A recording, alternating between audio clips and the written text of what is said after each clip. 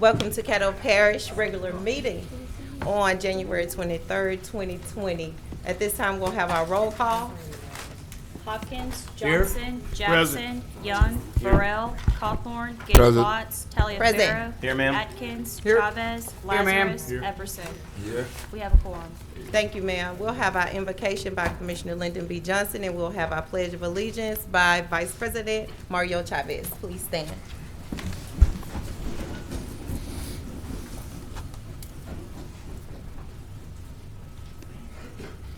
Let's pray. Dear Heavenly Father, we come to you today first to say thank you. Thank you, Father, for giving us the will, the power, and the authority to be as we are in this world. Father, we ask today that you would continue to guide us and trust us in every move that we make and every decision that we give. These things we ask in your Son, in Jesus' name, amen. Amen. If everybody in the room would face the flag, civilians place your right hand over your heart. Military and veterans may render a hand-to-brow salute. Repeat after me. I pledge allegiance to the flag of the United States of America and to the republic for which it stands, one nation, under God, indivisible, with liberty and justice for all.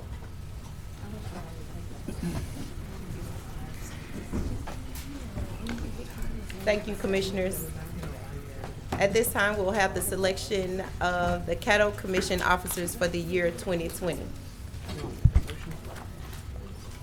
I'll entertain a motion at this time. So move to nominate Mr. Mario Chavez for Second. president. Okay, it has been moved by Commissioner Todd Hopkins to nominate Mr. Mario Chavez for president, and second by Commissioner Lynn Cawthorn. Commissioner Hopkins, would you like to speak on your motion? No, ma'am, I think that all we need to do except vote. All right. I see no discussion. Please vote. What am I voting on? Okay. Mr. Atkins, Mr. Young,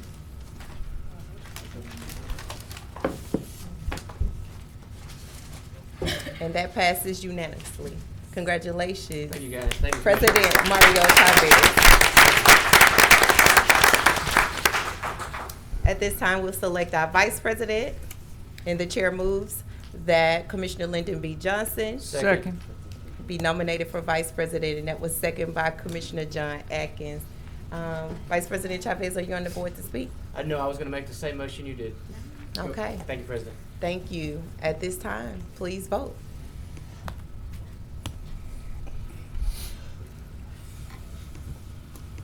And that passes unanimously. Congratulations, Vice President Lyndon B. Johnson.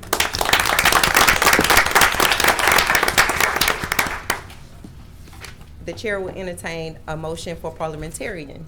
Move that Commissioner John Atkins be parliamentarian. And that's second by the chair. Second. It was moved by Vice President Lyndon B. Johnson, second by the chair, that John Atkins is the parliamentarian for the officers of the year 2020.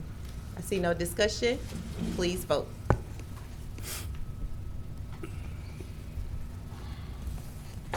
Commissioner Cawthorn?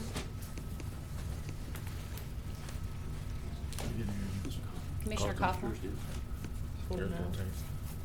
It's lit up. And that passes unanimously. Congratulations, Parliamentarian John Atkins. At this time, we'll switch seats. Yes, and if y'all give me just a few minutes, I have to change all of the voting settings real quick. Chair recesses for 5 minutes. Okay.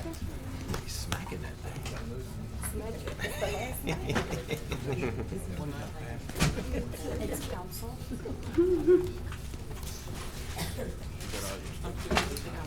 Okay.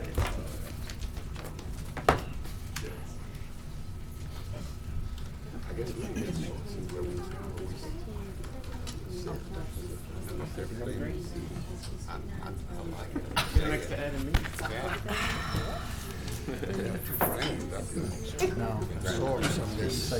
You know everything that's going on.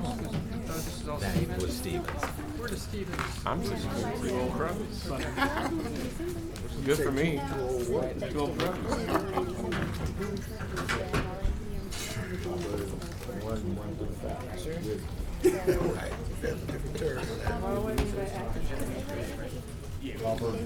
Thanksgiving. I'm gonna have to save that. Look that up. It's the beginning of the problem. Your button didn't light up?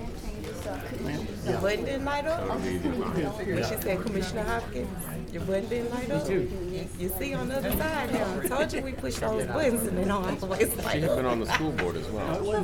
This, No, he was second, he was first. You said Commissioner Hopkins and then Commissioner Cawthorn.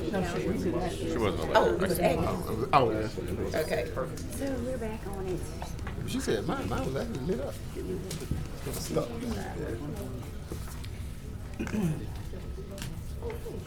Probably because you're on the wrong Wi-Fi. I'm on popcorn. Yeah. I think you have to be on the other one. I think. Because I had that problem one time.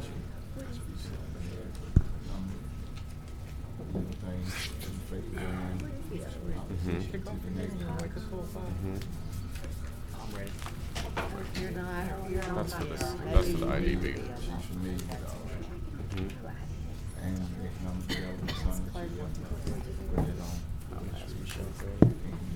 Deputy Clerk, let me know when you're ready and we'll start. It was something like that. Ready. All right, guys, we're gonna go back into session. All right, at this time, if everybody in the room can stand, I want to give some recognition to our former president and fearless leader, Stormy Cage Watts. Let's give her a good round of applause.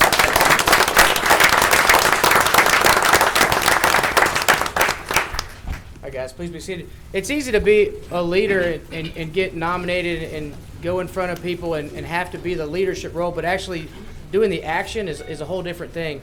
And I can say being your vice president has been very easy. I like talking to her because this is her award. Being Stormy's vice president, she would always set me up for success. Every time I had to go out and give a speech, she would ask me if I could fill in for her, and of course I would graciously say yes.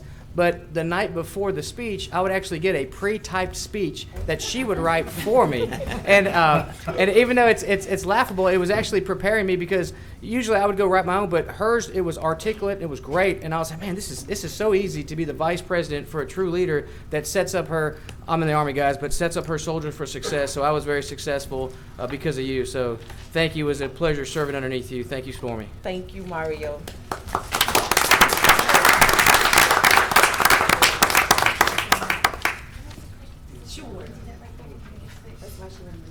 Oh, you want us to go that picture? Okay. Sure. Absolutely. VP, It'll be easy today. I have Never ends. John, you let me down. There was my phone book on my chair this time.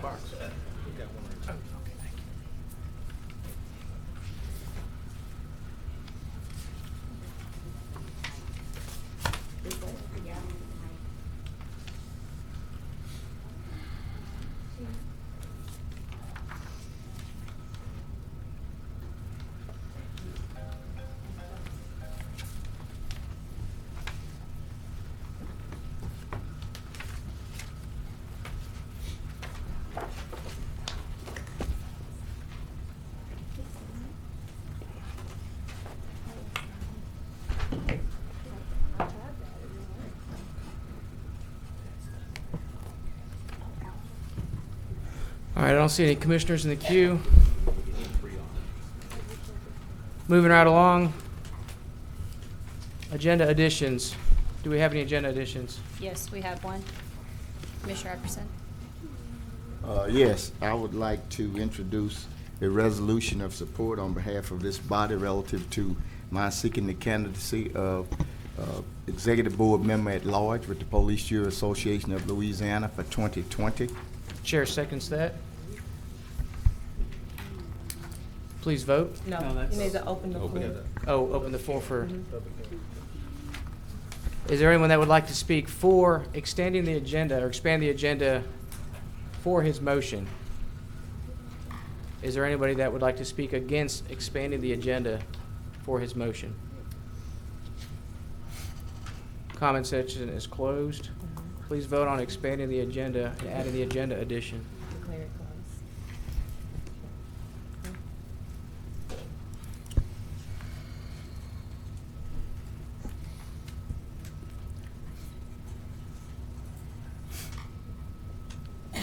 Motion passes.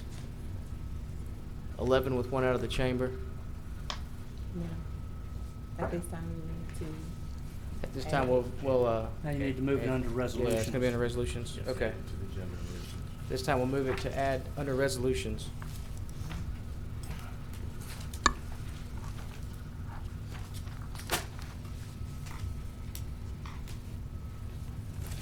All right, citizen comments.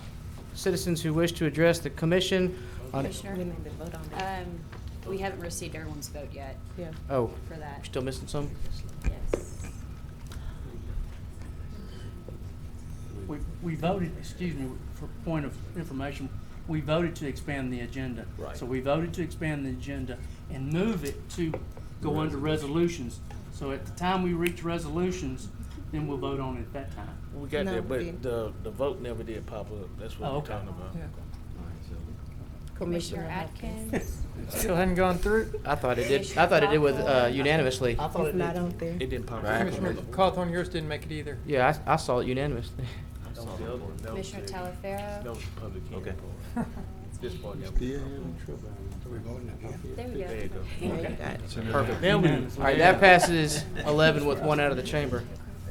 All right, now we move on to citizens' comments. Citizens who wish to address the commission on any issue other than zoning, please fill out a comment card located in the chamber foyer and return to the president or the clerk of commission. Individual comments are limited to 3 minutes. First comment card I have is from Patricia Smith.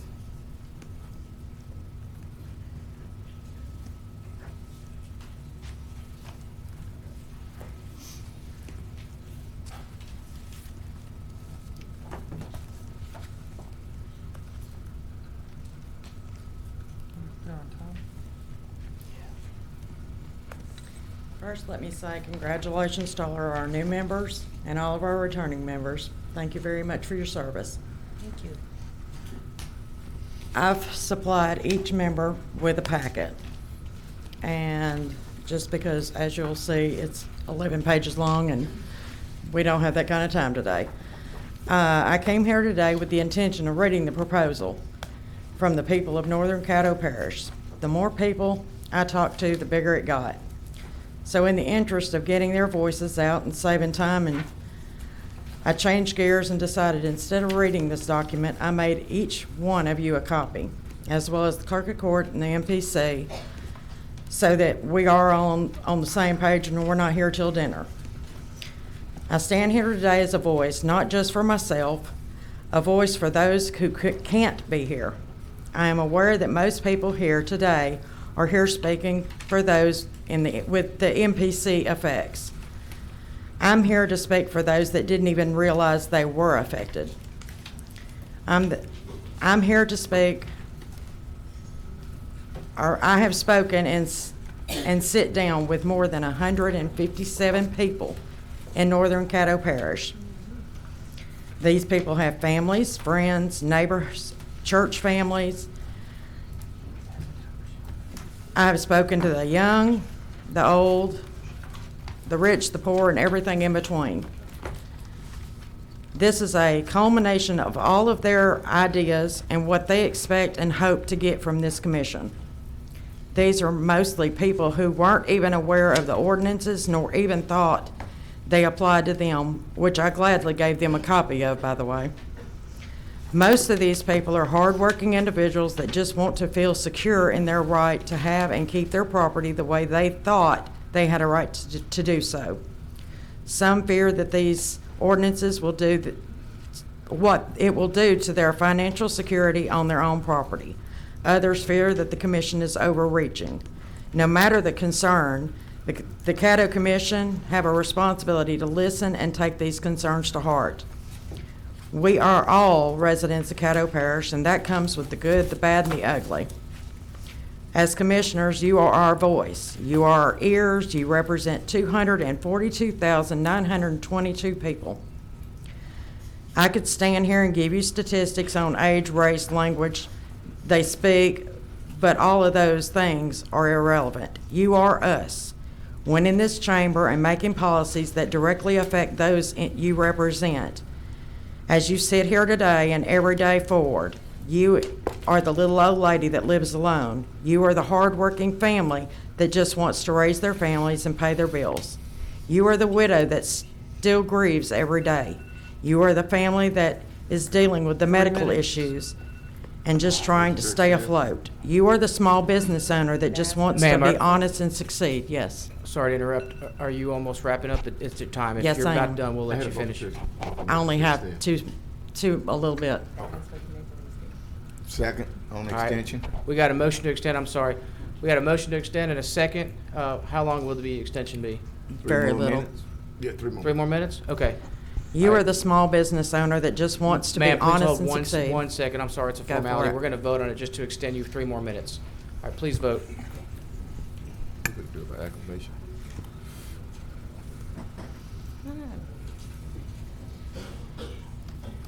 All right, your time has been extended. Just be it known that for your side that's discussing the same issue, that you guys have an accumulation of 15 minutes. So the more that you take from one, I'm fixing to take okay, it. thank you. And it's the same topic also, Correct. even if they're not a part of the same group. You are the voice of those hardworking Americans that have had the privilege to represent right here in Caddo Parish. All of us here today can agree that we all believe in the premise of the Constitution and the Bill of Rights affords us. Let us allow and fight to preserve freedom for our children, our grandchildren, and for the generations to come. Thank you. Thank you very much. Jake Brown. This is directed towards the commissioners that have constituents inside the city limits. In 2019, Walt Hub did a national survey that used 17 key metrics to determine where most of the rapid economic growth occurred over 7 years. Those 17 metrics were applied to 515 cities across the country. The numbers for Shreveport were not pretty. In these rankings, number 1 being the best, Shreveport ranked 512th in population growth, 514th in median household income growth, 494th in job growth, 423rd in unemployment rate decrease, 497th in the growth in number of businesses. The Metropolitan Planning Commission has been a burden for builders and developers for as long as I can remember. Supporters of the MPC say they're just enforcing the city's development code and holding builders 2, higher standards, moving the community towards the 2030 Shreveport-Caddo master plan. I believe the MPC has always been unrealistic and inflexible, hurting development in our area. Numerous studies have shown that too many regulations contribute to poverty. They have regressive effects on the lower income communities. By slowing entrepreneurial growth, increasing income inequality, and raising the prices of goods, the 2030 master plan in UDC is mainly going to hurt low and middle income households. This master plan is just a guide, but has already brought us the UDC and outlines plans for establishing an administrative court to deal with code violations. This plan also wants to create a detailed property database with information on condition, code status, and other aspects of all properties to help with enforcement. Through this court, they will be able to take clear title to your property for non-payment of fines. The 2030 master plan promotes smart growth, which is building up and not out by constructing multi-story apartments or condos crammed in your city center. The reason for this style of construction is that the affluence of Americans and their right to own property is a threat to the planet. Single-family homes are a threat.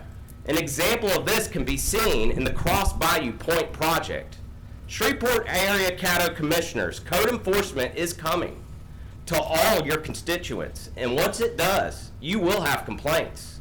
Our grassroots movement, Caddo Alliance for Freedom, is in the process of informing Shreveport residents on what property rights they have lost with the UDC and the 2030 Master Plan's vision for Shreveport's future.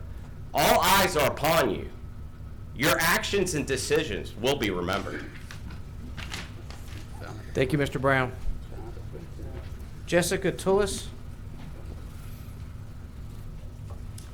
Points to define true private property rights. The owner's exclusive authority to determine how private property is used, the owner's peaceful possession, control, and enjoyment of his lawfully purchased real private property, the owner's ability to make contracts to sell, rent, or give away all or part of the lawfully purchased private property. The local city, parish, state, and federal government are prohibited from exercising eminent domain for the sole purpose of acquiring lawfully purchased private property so as to resell to private interest or generate revenues. That no local city, parish, state, or federal government has the authority to impose directives, ordinances, fees, or fines regarding aesthetic landscaping, color selections, tree and plant preservation, or open spaces on lawfully purchased real private property. That no local city, parish, state, and federal government shall implement land use plans that require any part of lawfully purchased private property be set aside for public use for natural resource protection area, directing that no construction or disturbance may occur. That no local city, parish, state, or federal government shall implement a law or ordinance restricting the number of outbuildings that may be placed on a lawfully purchased private property. That no local city, parish, state, or federal government shall alter or impose zoning restrictions or regulations that will devalue or limit the ability to sell lawfully purchased private property. That no local city, parish, state, or federal government shall limit profitable or productive agriculture activities by mandating and controlling what crops and livestock are grown on lawfully purchased private property. That no local city, parish, state, or federal government representative or their assigned agents may trespass on private property without the consent of property owner or is in possession of a lawful warrant from legitimate court of law. This includes invasion of property rights and privacy by government use of unmanned drone flights, with the exceptions of extenuant circumstances such as protection of life, limb, or the private property itself. Thank you. Thank you, Ms. Tullis. Thank you. Brian White. And then guys, just for the record, when you approach, please state your name. You do not have to adjust your address. Say that again? Just state your name. You don't have to tell us your address. Okay. My name's Brian, as called. Good afternoon, newly appointed commissioners, and welcome. Appreciate y'all serving as you do. Edmund Burke said, "It ought to be the happiness and glory of the representative to live in the strictest union, the closest correspondence, and the most unreserved communication with his constituents. Their wishes ought to have great weight with him, their opinions high respect, their business unremitted attention.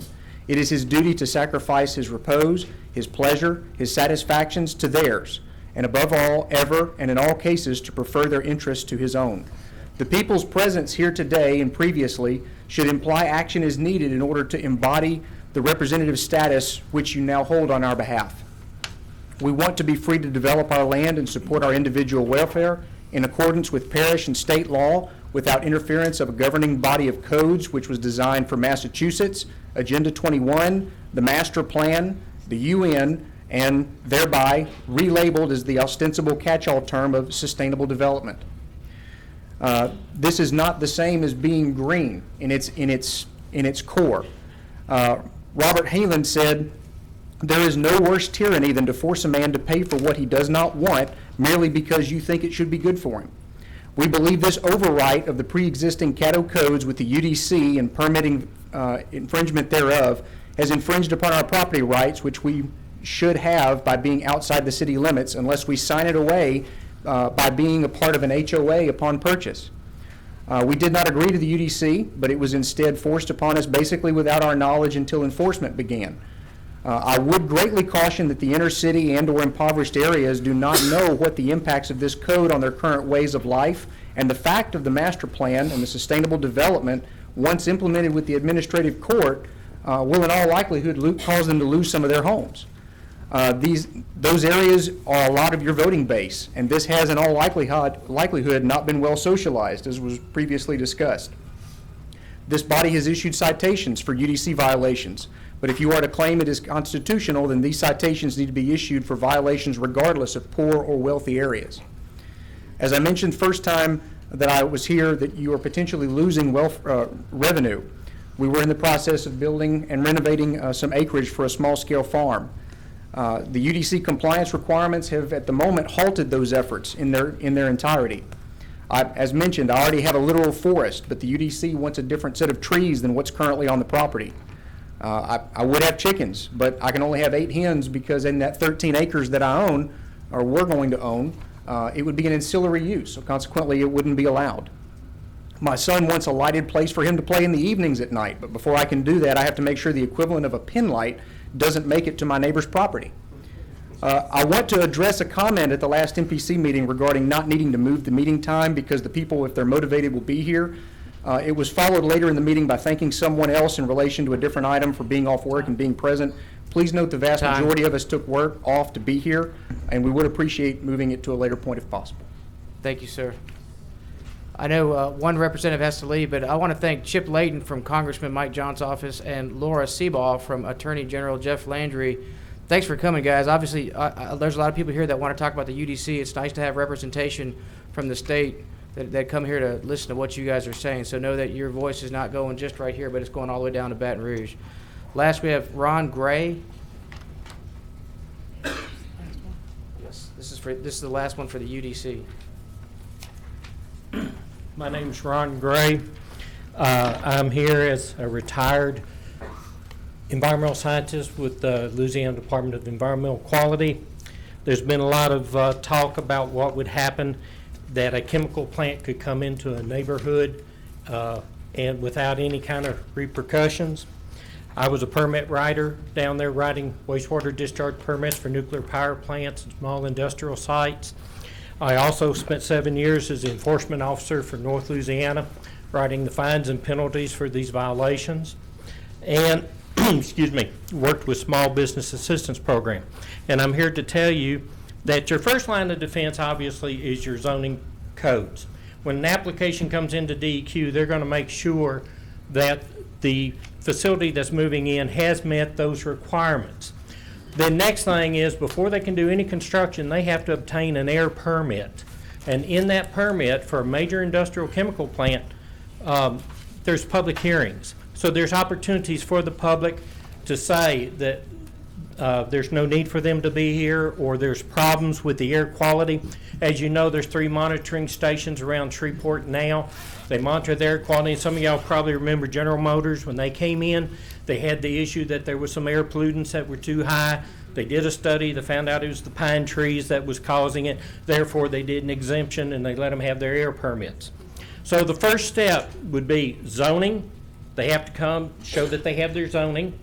They have to get their air permit before they could do any construction, which is subject to public hearings. Next move would be they'd have to get their water discharge permits. Those have to be done by the time they actually discharge. Again, there is public hearings at that point. All along the DEQ process, there's also what they call the IT questions, which came out of EPA, which shows that you are not impacting a minority or disadvantaged group by putting the plant there, as opposed to, say, a richer site around richer homes, people that have more money, more resources, where they can prevent it from locating there. So those things are considered in the process, okay? So just some of the news articles saying that, oh, there's going to be no zoning, or we're going to change the zoning, there's going to be a chemical plant in your backyard and you can't stop it, there's nothing you can do, is not true. Now, EPA contracts with DEQ. We're a delegated state, so air and water EPA permits are handled by them. If the state issues a permit and you still don't agree with it, you still have the right to petition EPA to come in and review the facts. Now, DEQ does not base theirs on zoning or economics. They base theirs on technical scientific. So obviously some form of zoning still would be beneficial. Thank you. Thank you, sir. Laura Newbert. Hello. I'd like to say congratulations to all the new members, and thank you for your service for everyone. I've come before the commission today as a candidate for the opening for the MPC, and I think that each of you have been given a copy of my resume. I did listen, Mr. Jackson, and the consistency of the resume. So I hope that each of you can see that my professional experiences are diverse and that my education is applicable to this appointment. This is my first experience in applying for a board appointment, and as part of my personal 2020 goals, I have established a goal of serving the community in a positive and a meaningful way. So when this vacancy occurred, I submitted my resume for consideration. So I want to tell you just a little bit about myself. My education began at Atkins Elementary, then on to Linwood Junior High, and then from there to Woodlawn High School, where I graduated in 1984. I worked for the city of Shreveport and SWEPCO, and now I run my own construction company, which is located here in Shreveport. I obtained my BS and my MA in Industrial Organizational Psychology from Louisiana Tech University, where I also taught as an adjunct instructor in the undergrad psych program. Today, you can find me at my construction company, LaDanco, located at 5505 Greenwood Road inside the city limits. We specialize in commercial construction and have worked for many years in the Shreveport area, as well as at Barksdale Air Force Base as a prime contractor, and have also worked with various other contractors such as Henderson Construction Services in Shreveport as a sub. Specifically, we have worked as a subcontractor under the SABRE program for the last 15 years with local contractors such as Hall Builders, Can Contracting, and recently IEC, who currently holds the SABRE contract. In my spare time, I renovate blighted properties and sell them to excited buyers. For me, there's a huge intrinsic value in the process of returning neighborhoods back to attractive condition and adding them to the tax base. You can see my license. I'm going to run out of time here on my resume. They're quite extensive with the state. And so in closing, I would like to say that I think I can be an effective, fair, and understanding member of the MPC board. I intend on continuing to remember my roots, the poor and unrepresented, the challenges I've faced growing up that have molded and shaped me, and the fact that not all citizens of Shreveport and the planning zone are connected to those in charge that make decisions that impact their lives. I hope to be a positive connection for them on this board. My goal is to serve fairly, honestly, and with integrity, and honestly for all citizens of Shreveport and the planning zone. And I'd also like to say that I personally live in the planning zone in North Caddo Parish. And so today I'm asking for your support in affirming me to the board. Thank you. Thank you, Ms. Newbert. Ms. Sharon Flournoy.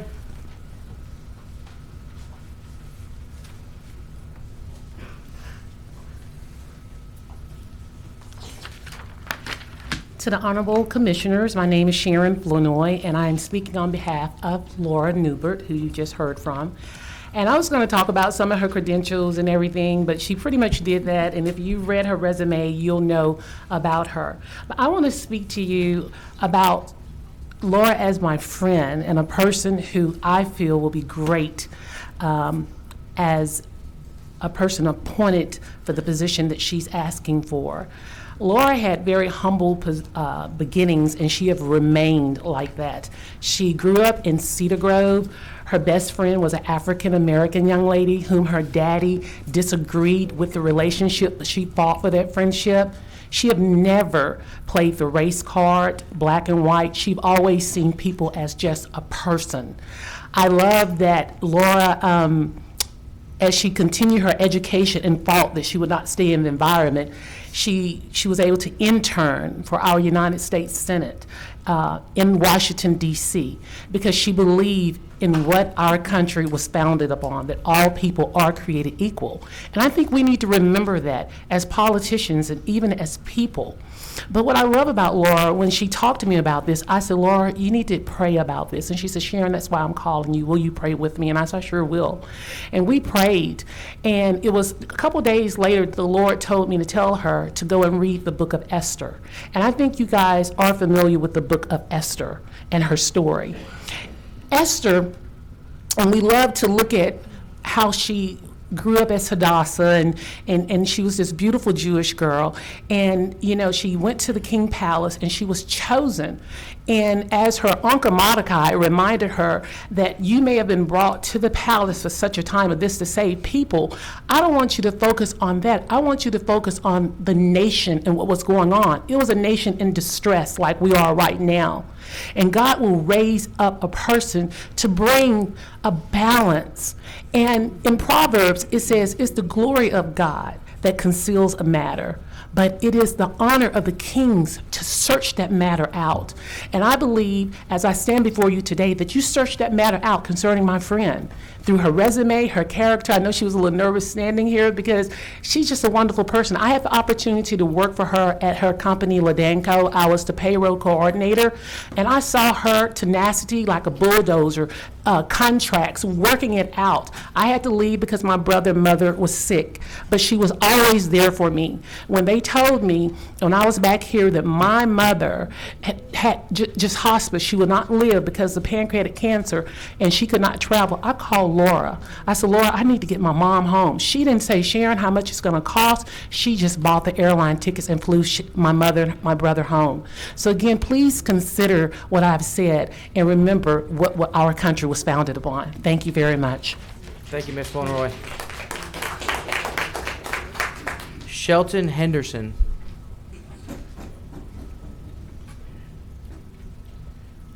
Good evening. Protocol have been established. My name is Shelton Henderson, and I'm here on behalf of my good friend Laura Newbert. I've been knowing Laura for, God knows, 30 years. She always have been the person that I met in the beginning. Her husband I've known, but as well, they own a construction company, and we have done numerous projects together, and we still work together. And Laura is a hard-working young lady. She means what she says. She do what she say. And I think she'd be the right person for this particular job. She gives to the city of Shreveport. I can remember when Madeline, my wife, was living, and her and Laura would give in the summertime fans to the needy. In Christmas time, they would give children bicycles and whatever else they could do for them. And I think Laura will be that great person because she is a person, a people person, and she loves working with people. So today I pray that y'all will consider my friend Laura Newbert. Thank you. Thank you, Mr. Henderson. Deanna Giesler.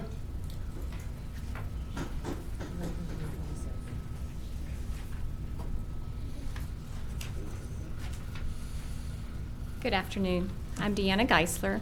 I'm here to speak on behalf of Laura Newbert. I met Laura about 10 years ago, but on a professional level. Everyone else has gotten up and has been friends with her. And as our professional relationship has developed, I've become her friend. And there are so many strengths that I can speak about Laura, but in the limited time that I have, I just want to focus on 3 of them. Her as a business owner, a community leader, and my mentor. As a business owner, she is well respected in her male-dominated field, and she's well respected because of her excellent problem-solving skills. She doesn't see obstacles, she sees opportunities. But on the flip side, she doesn't take a shortcut to get a job done. She has the highest level of honesty, integrity that I can find in a person. And the success of her business is not out of luck. She has an unmatched work ethic and her research abilities. When she is put on a project, she goes and finds all the pros and cons of that project. She looks for the opportunities, but then she comes to the table with possible solutions, not just a problem. Her ability to communicate is unmatched. She will be in a room of business owners one minute and out in the field talking to contractors and laborers the next minute, and she has the ability to effectively communicate on all levels. Now, as a community leader, I see her really getting involved. She's not one who just comes out there and states all the problems and then moves on. She's not afraid to get her hands dirty and get the problem fixed. She produces solutions. She refuses to accept, and this is one of the things I love about her the most, she refuses to accept that things are broken because that's the way they've always been. She goes out there and she takes action and she makes it better. I have seen her reach out to her community and fill an 18-wheeler with toiletries for those who are affected by a disaster. And I've seen her just help individuals whose mom or brother is sick or who's going through a medical crisis. She reaches out, she volunteers her time, energy, and effort to make the community a better place. Now, as my mentor, I see her on a day-to-day work and personal level. 100% of the time, I witness a leader. And she works well with others, but she's not afraid to get her hands dirty and get the project done herself. She communicates on many levels, but she's also willing to listen. She will do the research. She finds the solution for complex challenges, but she'll also take on the little job. She's not too big for that either. So with all of that experience, her education in business and her IO Psych degree, I really feel like she would be a positive influence for this position. So thank you. Thank you, Ms. Giesler. Mr. Kent Orrell.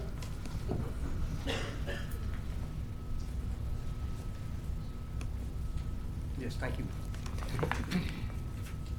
My name is Kent Orrell, and I've been in the insurance and risk management business in Shreveport-Bossier for well over 30 years. I have worked with Laura for over 20 of those years, and during that time, I have watched her company grow into a thriving operation. Laura understands that people make any company, and the result for her company is the average employee tenure is well over 10 years. This shows that Laura understands and knows how to treat people, and she helps them reach their highest potential. On the subject of employees, Laura is a stickler for workplace safety, loss control, and protections for her employees.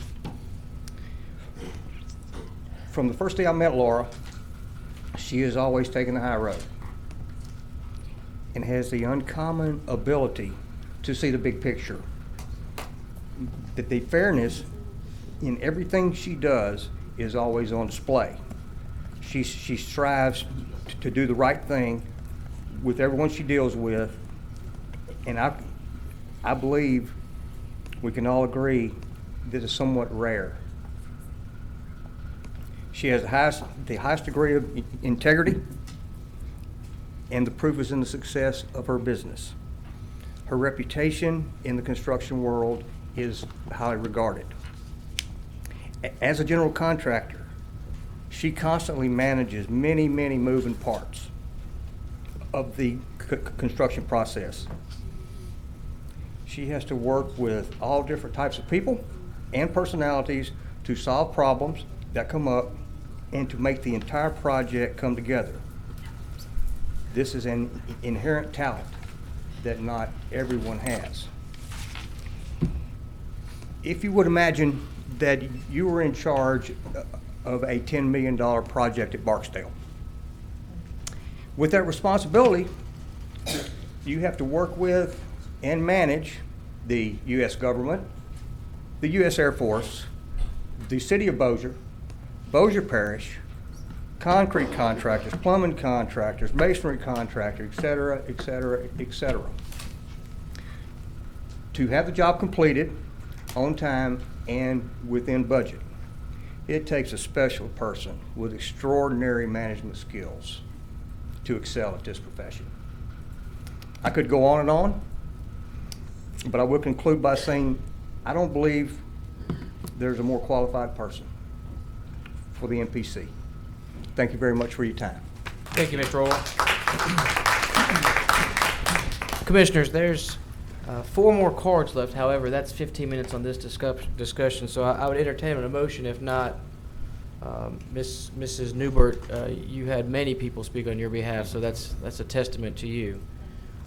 Maybe I might make the motion that each additional supporter of Ms. Newbert have a moment just to stand up and say a few short words and then move on. Second. All right. We have a motion for a few short words from the last 4 people in a second.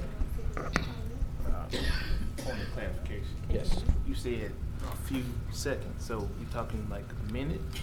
No, I'm thinking 15 seconds. 15 seconds? I can go longer. All right. All right. Please vote. We're going to vote on 15 seconds per person. There's 4 more people that would like to say something about Ms. He Newbert. just let them know that it was a 15 time. They should provide this one. I thought he just let them stand and wave their hands. Ms. Gage Watts. All right, that passes 11 to 1. Mr. Justin James. Justin James, Ms. Nugent, Jacques Brooks, and Danny Bernard. You guys all come up. Put you at bat. You want me to go first? Yes, sir. Thank you, Mr. President, Commission. I can't say anything that hasn't already been said. Thank you for the opportunity. In my profession as an educator, try to surround myself with people that are driven. And from the character witnesses that I've just heard, I can't think of anyone else more qualified. And it's an honor, Laura, for me to be here. Thank you. Thank you, sir. Good evening. My name is Jacques Brooks. I'm a nurse, a registered nurse, but a personal friend of Laura. Known her for some 25 years or so. Not here to give a prolific dissertation or anything, just to say that everything you've heard is cutting straight to the point, and we love her and hope that y'all would make the wise decision of placing her in this well-deserved position. Thank you. Thank you. I'm Danny Bernard. I've known Laura for almost 30 years, and I love her and her family dearly. They treat me like family.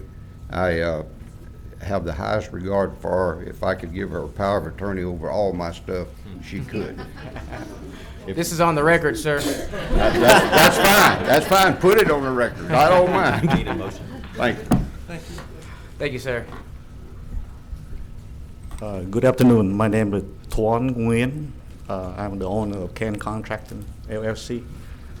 Together with Laura, we have done a number of projects at Barksdale Air Force Base, VA Hospital, Caddo Parish School Board, and Cedar Shreveport. As you heard from everybody here, she well qualified with her education background and her experience. There's no doubt in my mind that she can do a good job as the future board member. Thank you for your time. Thank you, sir. All right, that closes citizens' comments. Do we have any visitors? We have no visitors. We move to adopt the regular session minutes from January. So moved. Second. Substitute motion to adopt January 9, December 21st, and January 13th minutes. Second. All right.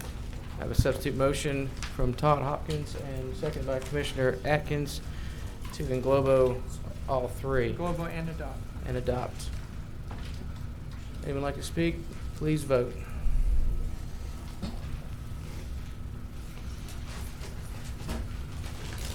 And that passes unanimously.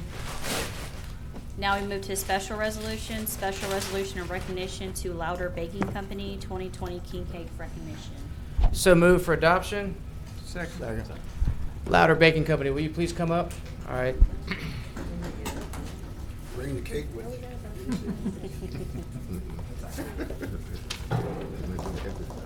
You have to eat it right here. If everyone would please stand.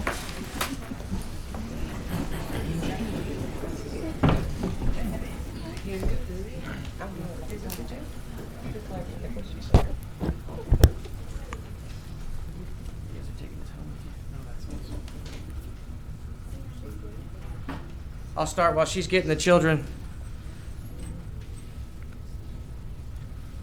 This is a resolution of recognition for Louder Baking Company, where it is the desire of the Caddo Parish Commission to give appropriate acknowledgement and recognition to individuals and institutions that have rendered invaluable service to the citizens of Caddo Parish. And whereas Louder Baking Company and Preston and Sarah Louder have shared with the community their unbelievably delicious king cakes and fresh baked goods these past few years, and whereas Louder Baking Company was deemed 2019's #1 bakery by SB Magazine, and now have found their names as the #1 spot for Louisiana's best king cakes by Louisiana Cooking Magazine. I think that needs a round of applause, guys. Right here in Caddo Parish, Louisiana. Whereas Louder Baking Company has always strived to make sure the citizens of Caddo Parish are provided a premium product by making their baked goods from scratch with the highest quality ingredients each and every day. And whereas the Louder Baking Company's passion for high quality baked goods is enhanced by the Louders' dedication to their community. By partnering with other Caddo Parish businesses, they highlight the best of our community. Their incredible products, relationship with other businesses, and the example that they provide as a family rooted in faith and sharing in the success have been a benefit to the parish of Caddo. Now therefore be it resolved that the Caddo Parish Commission, meeting in legal session convened this 23rd day of January 2020, that it does hereby convey its deepest and most sincere congratulations to the Louder Baking Company.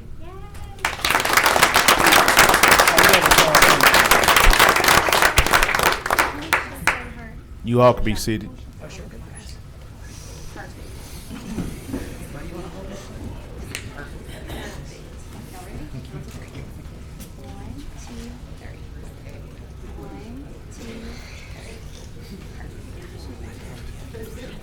Guys, thank you for coming. I really want to applaud you guys because you're really doing great. You get to take this home. You guys are really doing great stuff in our community, and you're showcasing Shreveport and Caddo Parish. And in a state where the king cakes are from down south, you show them that there is life above I-10, and I really appreciate what you guys are doing for us. So thank you. Thank you for coming up here.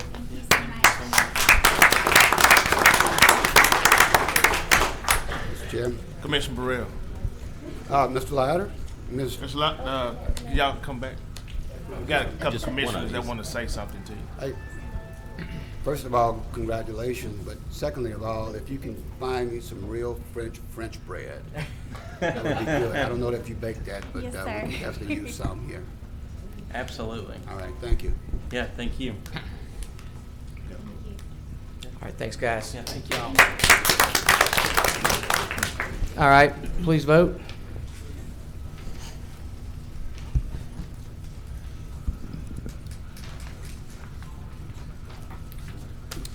And that passes by acclamation. Now we move to communiques and committee reports, administration response to information requests from commissioners.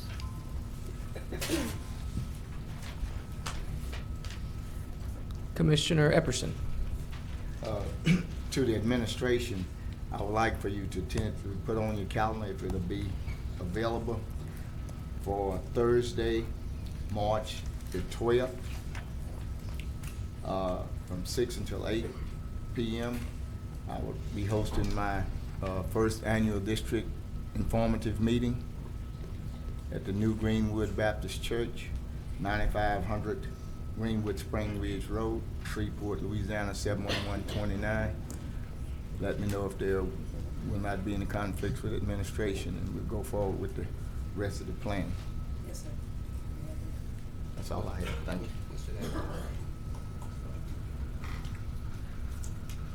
Thank you, Commissioner Epperson. I see no other commissioners in the queue.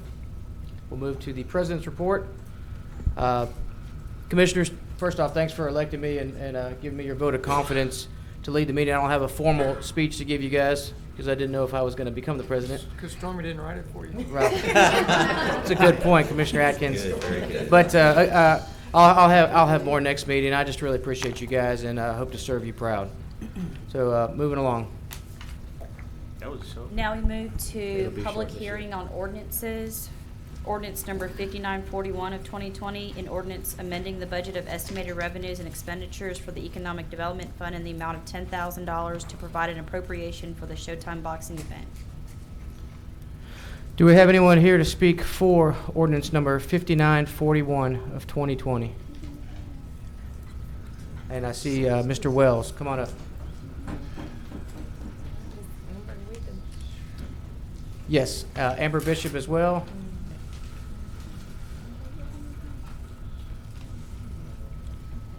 Good afternoon, Mr. Wells. Good afternoon. Good afternoon, commissioners. Welcome aboard for the new commissioners in place. We're super excited to once again partner with Bishop Promotions, which is bringing, in addition to her MMA fights that she does annually, I think 4 per year, bring back Showtime boxing. As I mentioned a couple weeks ago, it's we're trying to work on the timeliness of Showtime scheduling out their fights, but again, many of y'all went last year. Last year was at the Stageworks. This year, last year we didn't have any other venues available, so this year she's worked with Scott Musket and the folks over at the Hirsch Coliseum and George's Pond.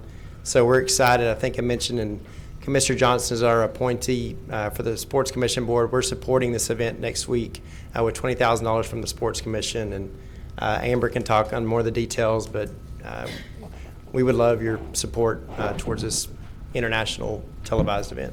Thank you, Mr. Wells. Hello, Amber Bishop.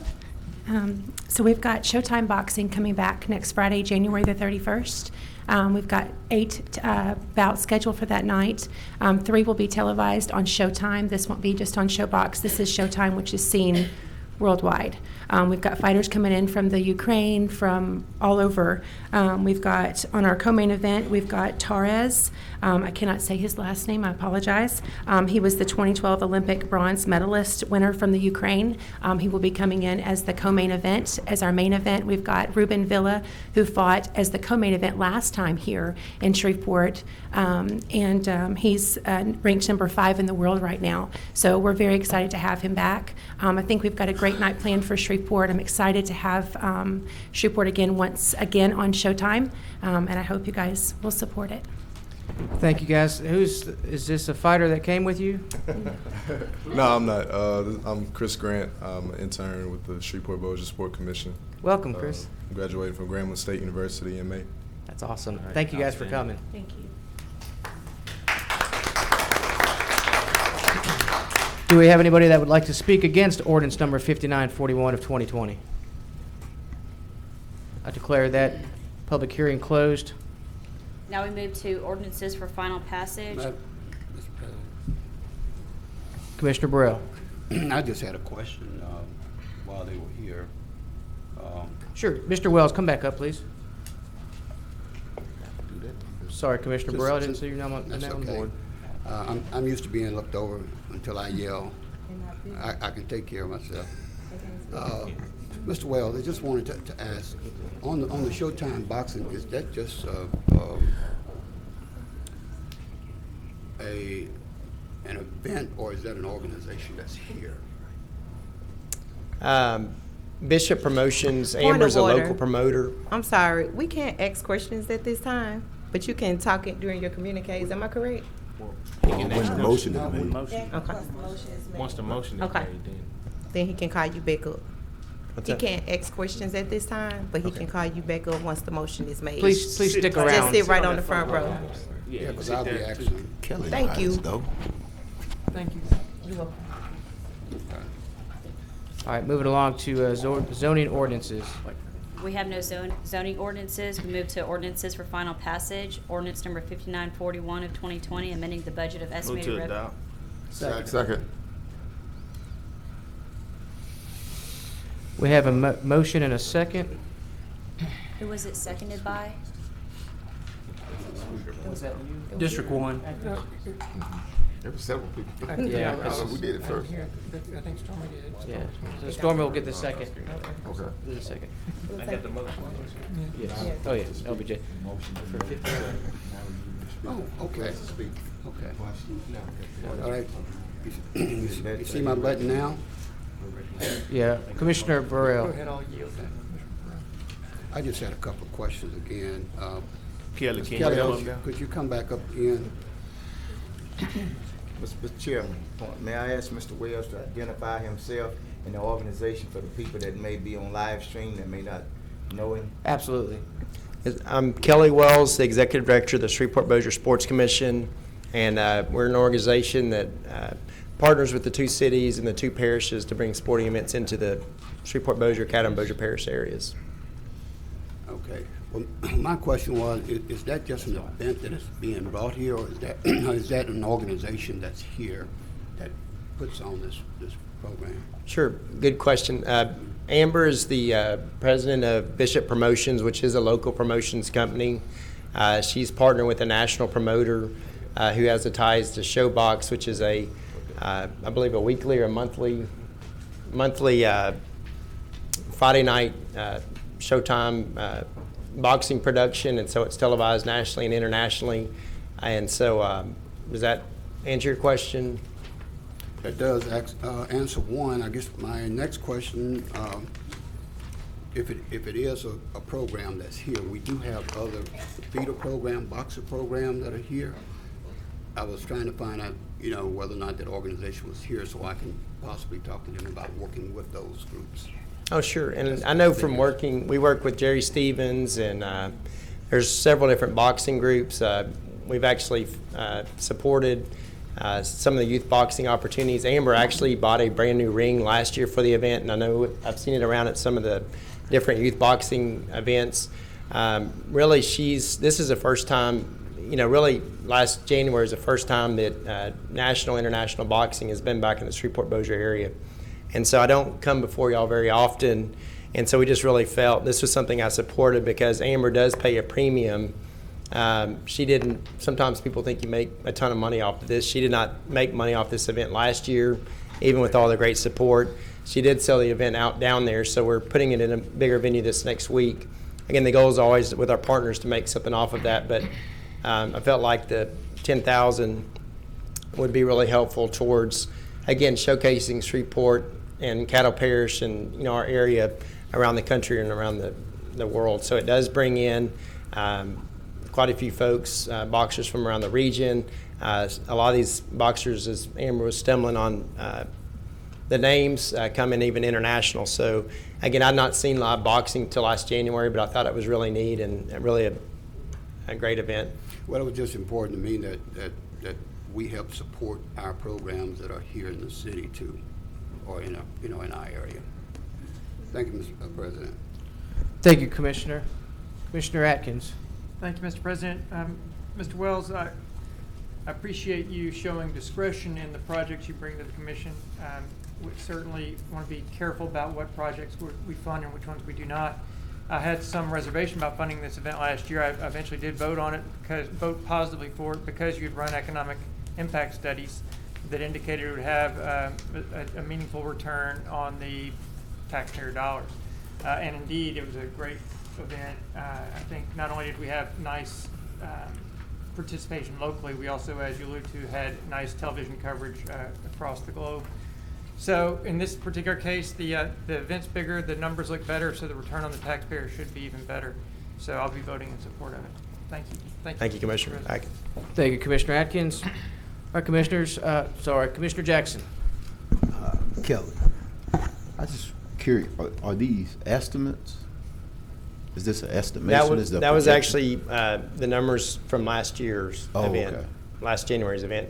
It's hard, for a first-time event. Actually, the impact that I provided y'all before the event in January of 2019 was actually a little bit higher than what we estimated. So I went back and, as a post report, provided those numbers. So those are that impact model that we use is one that includes all the local tax numbers, the state numbers, and it really narrows down based on national averages, how many spectators, et cetera, that brings in. So what we do is we feed in the number of paid tickets that were sold through the event, and then they calculate everything else based on our tax dollar numbers or percentages, et cetera. And so there's the algorithm that carves out this particular event? Yes, sir. Yes, sir. So the lodging spending $57,593. That's how do y'all come to your individual numbers here for lodging, transportation, food and beverage, retail, recreation? How do y'all come to those individual numbers? We put our, with the lot, again, the economic impact from the events that we're involved with are travel, lodging, meals, shopping. It's real hard to track the gaming number, but all those numbers are figured in there based on the 17, or I don't have the impact study in front of me, but the total number, also the number of staff that are brought in this case, like Showtime alone will use close to 100 rooms at the Hilton Shreveport. And so we put in not only the attendees, but also the Showtime, the boxers. I think there's 40 or 50 that just come along with the boxers that are fighting. Also the media spend that's made locally, and so all those are calculated into those numbers that are provided. So for the lodging, you would use the Hilton numbers basically? Or is this all hotels in the area? We calculate some of them are estimates based on, like for our calculator, we can put in youth amateur sports. In this case, it's a professional sporting event, spectator event, and so it uses a higher spend versus a family of four that are coming in for a youth soccer tournament. Are Right, probably not going to spend these as are much. actual numbers, right? No, they're estimated numbers. From 2019? It's always an estimate, but it's based on the actual ticket sale number from last year, based on the actual numbers that we had after the event from Showtime Boxing and from the dollars that Amber spent on local lights and paying the venue, a lot of those expenses that she as a promoter has locally. And then the estimated numbers is more based on the number of actual ticket sales to the event, because since we didn't survey everybody in there, they some of them for a Friday night fight may have came in on a Thursday night. Some of them may have stayed over the weekend, and so without surveying everybody, this calculator's basically done some of that research over the year from through different professional football games, et cetera, and so that's kind of how they came up with that Right. number. So I guess I need to get with you offline to see, is this an estimation or is this actuals? Because I'm looking at $57,000 in lodging. That's a lot of rooms. That's 460 rooms. If you divide that by, let's say your average hotel room is about $130, $140. That's a whole lot of room. So I'd like to get, I support the event. I just want to make sure that we are given the most accurate numbers possible. I was at the event last year, thought it was well attended, and loved the energy and atmosphere. A little disappointed y'all didn't come back to stage work, but I understand that y'all want to grow it. So just want to get with you, make sure that we're doing accurate numbers. Appreciate it. Thank you. Okay, and just a couple of the numbers. You mentioned 400 to 500 rooms. Let's get together after. Okay, yes, sir. And do it. Thank you. Any other commissioners? Mr. Wells, I wanted to applaud you for all the hard work that you've done, not only for Amber, but for all the sports events that you brought here, working in conjunction with Vice President Johnson.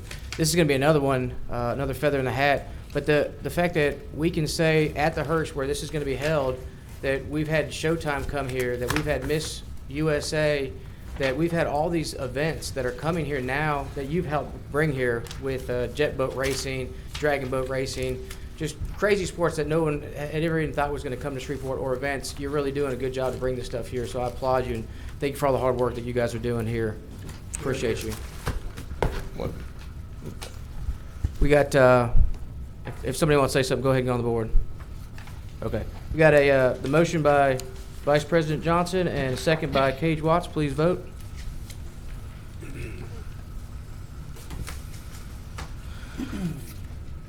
And that passes unanimously. Mr. President, I'd like to move to suspend the rules to address item 23.5 regarding the ethics opinion letter. If I have a second. The chair seconds. If I may speak to that motion. Absolutely. The parish attorney suggested that we address this issue sooner than later, because if we want her to submit that letter, she'll need to be able to fax it down to the state before 5 o'clock today. So that's why I'd like us to address it sooner than later. Thank you, Commissioner. Would anyone like to speak on that? Move to have the parish attorney send that. Second. All right. Let's vote on suspending the meeting rules to move. Well, first let's do that. All right. Suspend the meeting. Please vote. Suspend the rules to dismiss item 23. What's your motion? All right, rules are suspended. Now we will vote. Make a motion to Second. have the parish attorney to send the ethics letter to the ethics board. Second. All right. We have a motion on the floor to have the parish attorney send, and a second by Commissioner Epperson. Commissioner. Point of order. Commissioner Hopkins, I see you on the board first. Jackson was up there. Well, he took his name off.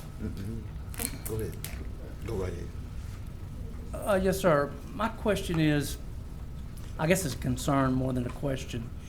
If we do this, we could be delaying the hiring of our commission clerk up to 1 month, possibly 2. Is that correct?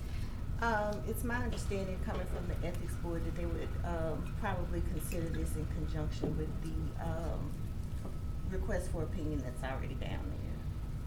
You feel comfortable with that then? Yes. Okay, thank you.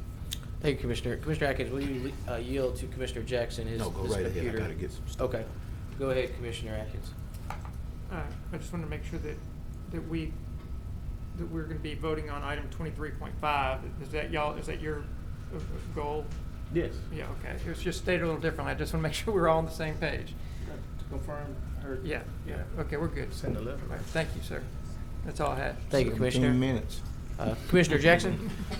Yes, I'd like to make a amendment to the letter to state that funds provided by Caddo Parish Commission or the Parish of Caddo are not used to pay for operational expenses of Robinson Rescue, such as salaries of Mrs. Everson. I think that context is left out. If I get a second on that motion, I can expound on it. I'll second. Okay. But yeah, I've read Attorney Frazier's letter. I was driving when it came through, and I looked at the difference between the two letters, and that seems to be the only thing that is left out, is that it does not, the parish letter does not state that funds are not used to pay for the executive director or president of Robinson's Rescue salary. And so I think, to me, that's some context that needs to be added. But everything else looked pretty much, it's in different areas, but it looks pretty much the same to me, so. If I may speak to that. Hold on Okay. okay. I yield to Attorney Frazier. All right, Commissioner Burrell. Well, I still had the floor. Oh, I thought you were done. I'm sorry. No, I'm not done. May I speak to that? If he allows you. What I did was I sent 15 the minutes. actual contract that is used, that has it stated in the contract, so that they would have, that reference in there, as well as the, budget on the application, which shows that it does not go for that as well, and as opposed to putting it in the actual letter. Gotcha. So it's highlighted in the contract? All of that information is attached. So, well, I will withdraw that motion if we can highlight that part. Second withdrawn. If we highlight that part. I just think that that's context that the Board of Ethics would at least need to know up front. Because if you look at this letter and then you look at Mr. Everson's letter, it depends on which one may get the heavier focus or heavier emphasis.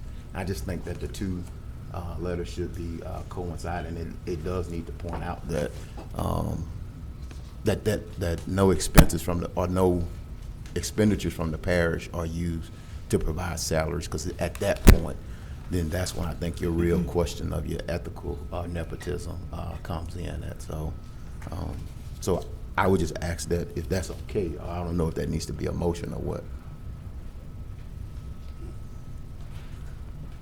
I guess that's a question. I think it was the jury's, with Attorney Frazier saying.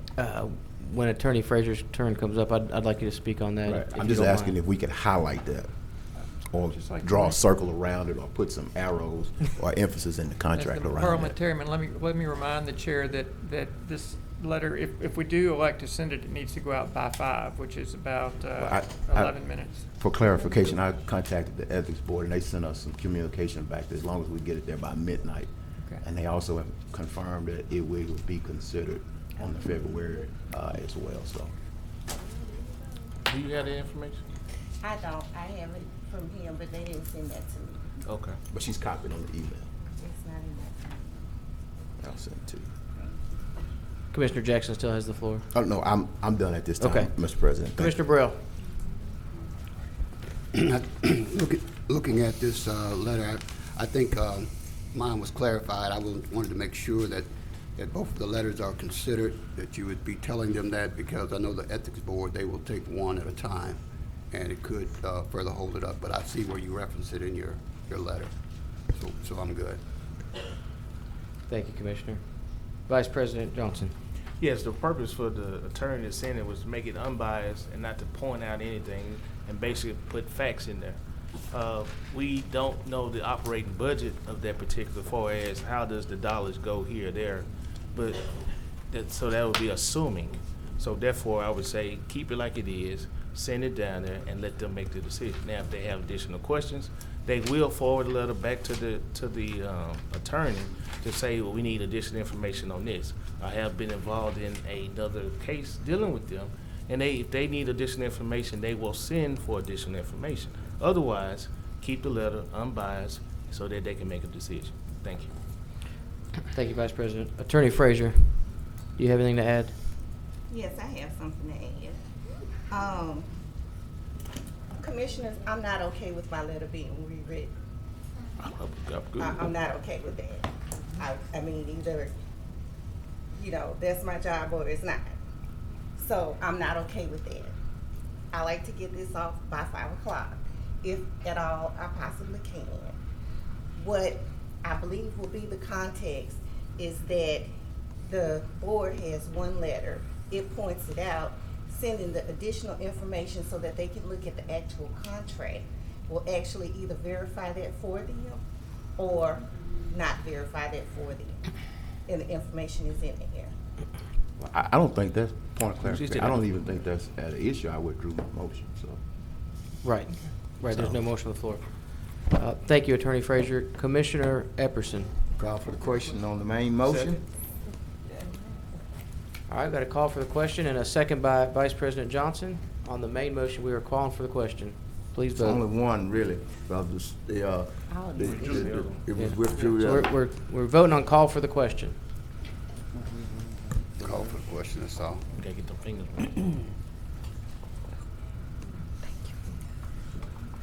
All right, and that passes unanimously. Now we are voting on the motion as written. clarify the motion?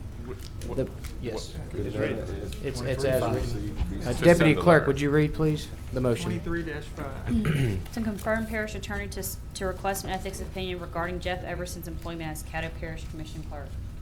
Thank you. Commissioners, please vote.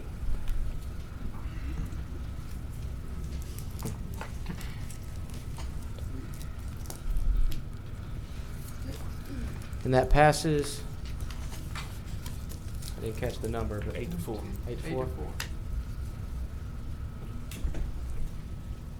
Making a motion to go back to the regular agenda. Second.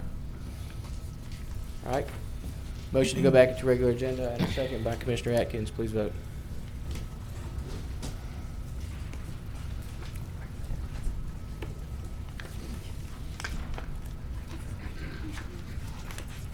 That passes unanimous.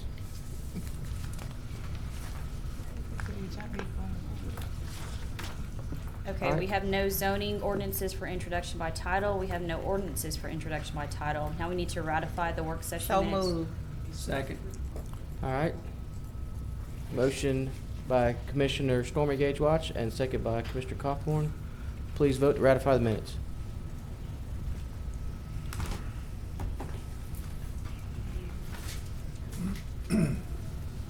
Now we move to resolutions. Resolution number 2 of 2020, a resolution to amend the Caddo Parish Commission bylaws to require resumes for commission appointments and to otherwise provide with respect thereto. I move to postpone this item at this time. Second. All right, we have a motion. Commissioner Jackson, are you on the board to speak? No. Okay. Would you like to speak on your motion? No. I see no other commissioners in the queue. Please vote. Who was the second? Stormy Gage Watts.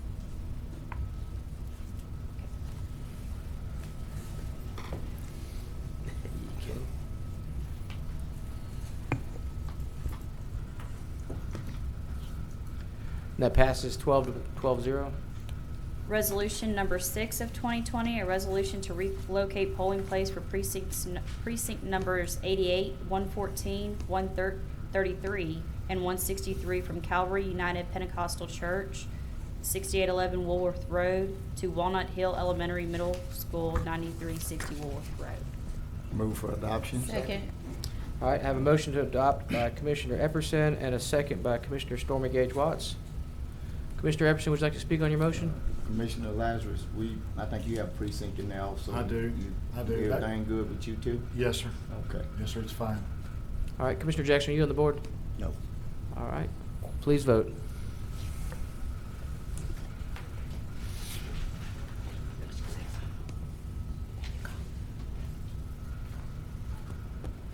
That passes 12-0. Resolution number 7 of 2020, a resolution to recognize the 70th anniversary of Booker T. Washington High School. So move for adoption. Second. So moved by Commissioner Jackson and second by Commissioner Lynn Concord. Commissioner Jackson, would you like to speak on your motion? No. No. No. I see nobody in the queue. Please vote.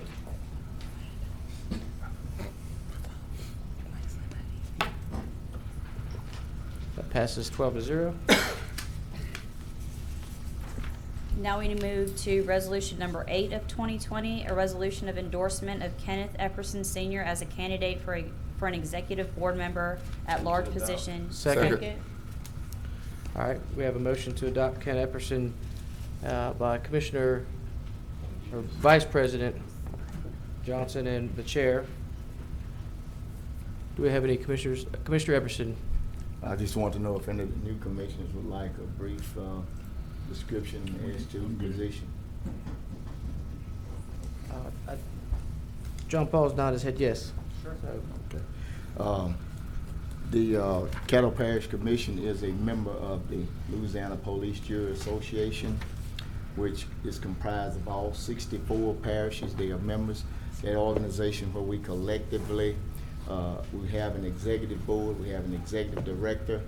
We meet to have best practices and lobby on behalf of all 64 parishes, things that we have a common interest in, that we are for or we oppose. We do it through the state legislature as well as we do it in Washington, D.C. I'd like to state that one of the major things that we've accomplished as an association was the cemetery in Northwest Louisiana, which was emanated by Caddo Parish Commission and the Police Bureau of Louisiana in our Baltimore meeting, I think in 1996. We are looked upon as some of the most paramount leaders as far as working on items that's of common interest among all of the 3,000 members within the National Association of County Officials. They look to Caddo Parish in a manner as to an organization to emulate. Also, you can ascend from the member at large position to the presidency, whereas you would determine that they will hold regional meetings as well as the state conference within your parish if the facilities are adequate enough, which adds to the economic enhancement. Plus, you do get attention when you go to Baton Rouge, and you get attention when you go to Washington, D.C. With our congressmen as well as other members of the National Association. Thank you, Commissioner Epperson. Commissioner Burrell. If I had known all that, I'd put my name in there. Thank you, Mr. Chairman. I support it. Thank you, Mr. Burrell. I can honestly say Commissioner Epperson is well-versed in the Police Jury Association and everything thereof, so we look forward to him serving on that. Please vote.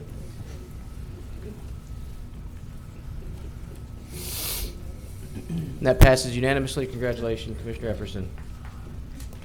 Now we move to old business, confirm reappointment of Miss Susan Stevenson to the Caddo Fire District Number 4 Board, term to expire January 1, 2022. Commissioner Lazarus. I'll entertain a motion. I'd like to make a substitute motion to nominate Mr. Mickey Gilcrease as the appointment for Fire District Number 4 Board in place of Miss Susan Stevenson. If I can get a second. Chair seconds. Second. Would you like to speak on that? I would. This is in my district, and I would like Mr. Gilcrease to be on the board. Ms. Stevenson's term expired on the 1st of January. I know Mr. Gilcrease personally, and I believe him to be of good character, and think he'll do a good job on this board, and I ask for your support. Thank you. Thank you, Commissioner Lazarus. Any other commissioners like to speak? Please vote. Okay.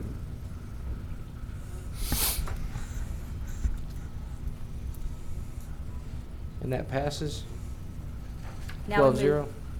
Now we move to new business, confirm appointment to the Metropolitan Planning Commission, term to expire January 1, 2026. We have two nominees, Laura Newbert and Lasagna Moore.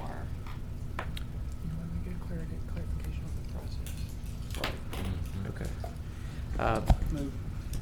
First off, Deputy Clerk, I'm going to let Commissioner Watts, I was going to let her explain how we're going to do the process of the voting, if that's okay by you. That'll be fine. Okay. The process of the voting is normally by alphabetical order. You would only have one vote, and if you have a no vote, that's do not vote. If you have a yes vote, you vote at that time. And I also at this time have a video. If you could play that for me. Ms. Moore could not be here. Thank you, Nathan.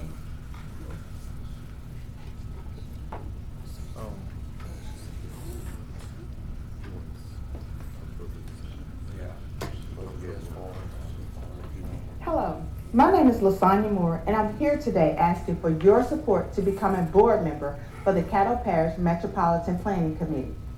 As I understand, you've had the opportunity to review my resume, therefore I won't restate a great amount of detail that's already included in my resume. However, what I would like to do is to give you a little bit additional information about myself that's not included in my resume. I was born and raised in Shreveport, Louisiana. Therefore, I am a direct product of the Caddo Parish school system. I attended high school at Captain Shreve. While I was attending high school in Captain Shreve, I had the opportunity to enter a technology program that was currently being offered at the Caddo Career Center. While attending the Caddo Career Center, I was secured an internship with Precision Cartographics, where I worked side by side with cartographers and computer scientists that were currently mapping out the 911 system that was currently in plan for the state of Louisiana. I also had the opportunity to enter into a vocational program at the Louisiana Technical Vocational College, where I attended and graduated with my certificate in computer-aided drafting. I later graduated from Parish in 1993, where I then entered Grambling State University, where I graduated with my Bachelor's of Science degree in Computer Information Systems. Now, fast forward 22 years later, I've had the opportunity to live in multiple cities, where I participated and been members of various boards and task force. And through this time, one of the things that I've always wanted and I've always said to myself is that I'm learning so many things, I'm gaining so much experience that I would love to have the opportunity to come home and participate and bring this information back home. One of the things I vastly remember growing up while I was in Louisiana is Governor Edwards that had a campaign at one time where he was saying, bring our kids back home or bring our children back home because of the lack of jobs and opportunities that were here for us in the state of Louisiana. Well, I'm here today. I'm a product of the Caddo Parish school system. I was born in Shreveport, Louisiana. I have been an executive at IBM, at Marsh & McLennan, at Avaya for the last 17 years. I have sat on various task force and boards in Austin, Texas, as well as Dallas, Texas, which includes urban design issues, water issues, zoning, economic development, unintended teen pregnancies, healthy initiatives, as well as participating and being a member of the State Fair of Texas Planning Committee. So I'm here today, again, asking for your support to become a board member for the Caddo Parish Metropolitan Planning Committee. I want to take this time to thank Commissioner Stormy Watts. I know her from middle school, so therefore I know her as Stormy Daniels, so I want to have the opportunity to thank her. I also want to thank you in advance for your vote and thank you for your support. Thanks. You can remove that Stormy Daniels from the record. Chris won't like that. Yes, that's another conversation. Someone else. Stormy Daniels owes me for real. That is my born name. So, I think I still have the floor at this time. I see some other commissioners on there, and I'm going to yield before I make my next statements. Chair. Thank you, Commissioner. Commissioner Hopkins. I have a question and then a statement. Ms. Gage Watts, were you Yes, able to sir. find out if she lives in the city limits or in the actual planning zone? May I answer that, sir? Absolutely. Yes, sir. You know what? We talked about this on Monday. That is not a part of the requirement to be on the Metropolitan Planning Commission. We are here to represent each individual districts. However, the Metropolitan Planning Commission is very unique, and I do not believe that there is enough diversity on this board. I know that as long as you are a resident of Caddo Parish, you're welcome to serve on this board. Commissioner Hopkins, you still have the floor. Okay. Can I agree, there's not enough diversity in the. Point of Okay. order, right quick. We never made a motion to accept anybody yet, so we need to make that Okay. before we do all this discussion. Okay. All right. That's all I want to make sure. We'll hold it then. Okay. Well, after you finish speaking with Commissioner Burrell would like to make a motion, he'll have the opportunity. I'll make the motion if you want me to. I'll save mine until we make a motion. Yeah, I was just trying to make sure we That way make a we motion, follow- 'cause that we've way been we follow talking, there was no procedures. motion. Go ahead, I'll second it. I will make the motion for the appointment for Lasagna Moore to the Metropolitan Planning Commission. Repeat that again, please. It was second by, I was making the motion Point for of Lasagna clarification. Moore to the Thought we just Metropolitan said- Planning Commission. Never mind. Well, I think we were going to vote on it like we normally do, where we vote on the first one first, and then if it gets enough, then it passes, and if not, the second one. We did say that, but they wanted a motion to have discussion. We never had Right. had a motion to accept either name. It's just on the agenda, so you got to make a motion to accept either one of them or both of them, and then we can go into the discussion. So the motion could be to accept both names, and then we go into discussion. Or Would you, Chairman, I make the motion that we accept both Laura Newbert and Lasagna Moore for consideration. Well, we have a motion on the floor already. Mhm. However, parliamentary procedure, she wasn't next in line, so it was actually, we're going to have to reset it. It's got to be next in line. But we said, but no, no. Take me out. Or can you make a substitute motion at this point? What I'll do is the chair is, we'll just make this easy. We'll go like we normally do. All right, I'll make the motion from the chair that we vote in alphabetical order in the name as they appear. Second. Thank you. Now we have discussion. Mr. Chairman. Now we can discuss it. So if you'd like to discuss, please get on the board. Commissioner Burrell. Mr. President, at what point can you make a substitute motion? Because I have an issue. Right now. Okay. I would like to make a substitute motion to postpone it, and I'll tell you why. I'll second that. Oh, it was seconded by Stephen Jackson. Go ahead. You can have it. First of all, being a new member, I've been away from local government, and the MPC is a very, very important board. I like to know more about the makeup of the board, and then see how we can fit these persons into it, or their candidacies into it. So that would be my recommendation. Commissioner Burrell, are you done? Yeah, substitute motion. Thank you, sir. Commissioner Hopkins. My discussion was to the original motion. So, do you want to handle the substitute first, or? Sure. Commissioner Jackson, are you speaking on the substitute? Sure, I can. You would? Go ahead. Oh, okay, yeah. As I mentioned on Tuesday, that I would make a motion to postpone. I don't necessarily have anything against the two people that we have here today, but I'm okay with postponing. Thank you. All right.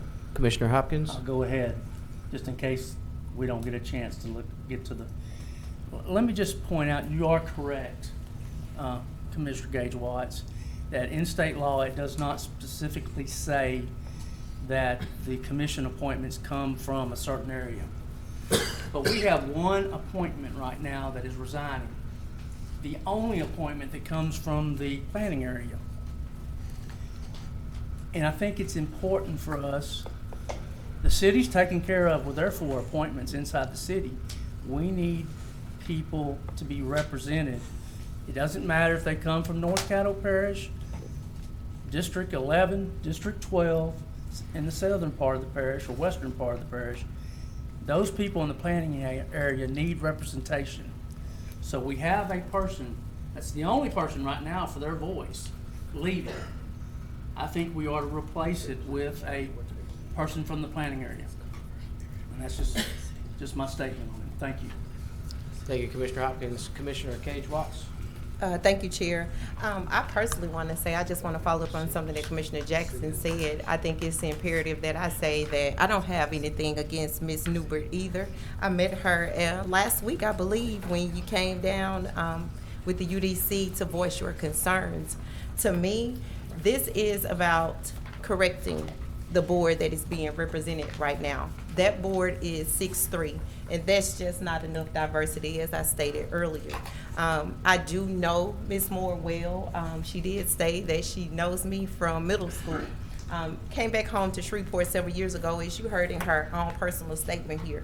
But I do know that she's a strategic planner, that she's a community advocate. I do know that she's a people person, and she has planned to prosper Caddo Parish. It is time for us to grow. It's time for us to get beyond talking about potential and actually moving into prosperity for this area. Her proven track record of planning, going on, developing things worldwide says a lot for who she is in her well connections throughout this world. She is not only wanted, she is needed to be that voice on Metropolitan Planning Commission. So I am asking for your support for her, whether it passes to postpone or if we vote for it today. I know that she is the best person for this job. There'll be other opportunities to come up for Ms. Newbert at a later time if Ms. Moore is chosen. But I am just asking for you not to be political in this stance, but to look who is the very best person to plan and prosper Caddo Parish. Thank you. Thank you, Commissioner Watts. Commissioner Burrell. Thank you, Mr. President. I have 2 questions. The first one is, these are at-large positions. They are not by districts. Correct. Okay. The second one is the MPC. I keep hearing this MPC planning area. and they seem to tie it to the 5 mile or however many miles that we're dealing with. Is the planning area just the 5 mile area, or the city and the 5 mile area? It's currently within the city, and then it was originally 5 miles outside the city, but since the city has annexed in more property and the city has thus grown, there are certain areas that have been reduced down to about 3 miles at edges of certain borders. So it's not a true 5 mile buffer around the entirety of the city. However, it's just commonly known as the 5 miles. And But wouldn't that be relative? If you annex, then it's 5 miles from that point? it's the original 5 miles as it was stated. So there's a stationary boundary is what you're saying? Yes. Right. Okay. Thank you. Thank you, Commissioner. Commissioner, Vice President Johnson. Call for the question. Second. All right, we have a call for the question by Vice President Johnson and a second by Commissioner Cawthorn. Please vote on calling for the question.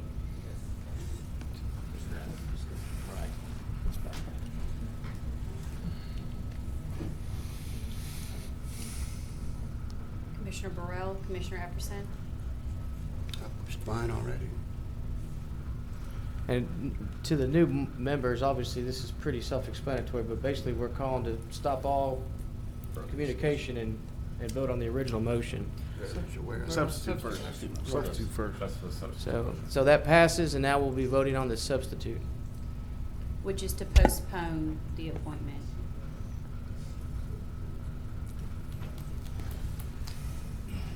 Now, we're voting now, sir? Yes, please vote. It passed. And that passes 10-2. So we will postpone that. Okay, now we move to confirm appointment of Mr. Marvin Muhammad to fill the unexpired term left by Mr. Lemar Flukers on the So move to adopt. Second. We have a motion to adopt by Commissioner Jackson and a second by Commissioner Cawthorn. Commissioner Jackson, would you like to speak on your motion? I think this appointment has been delayed on several occasions. We've received a letter of resignation from Mr. Flukers, and Mr. Muhammad is here. Again, in his work attire, had to leave work to come down here to be with us today. So thank you for your patience, Mr. Muhammad. I'd ask that we approve this nomination. Thank you. Thank you, Commissioner. I see no other commissioners. Please vote.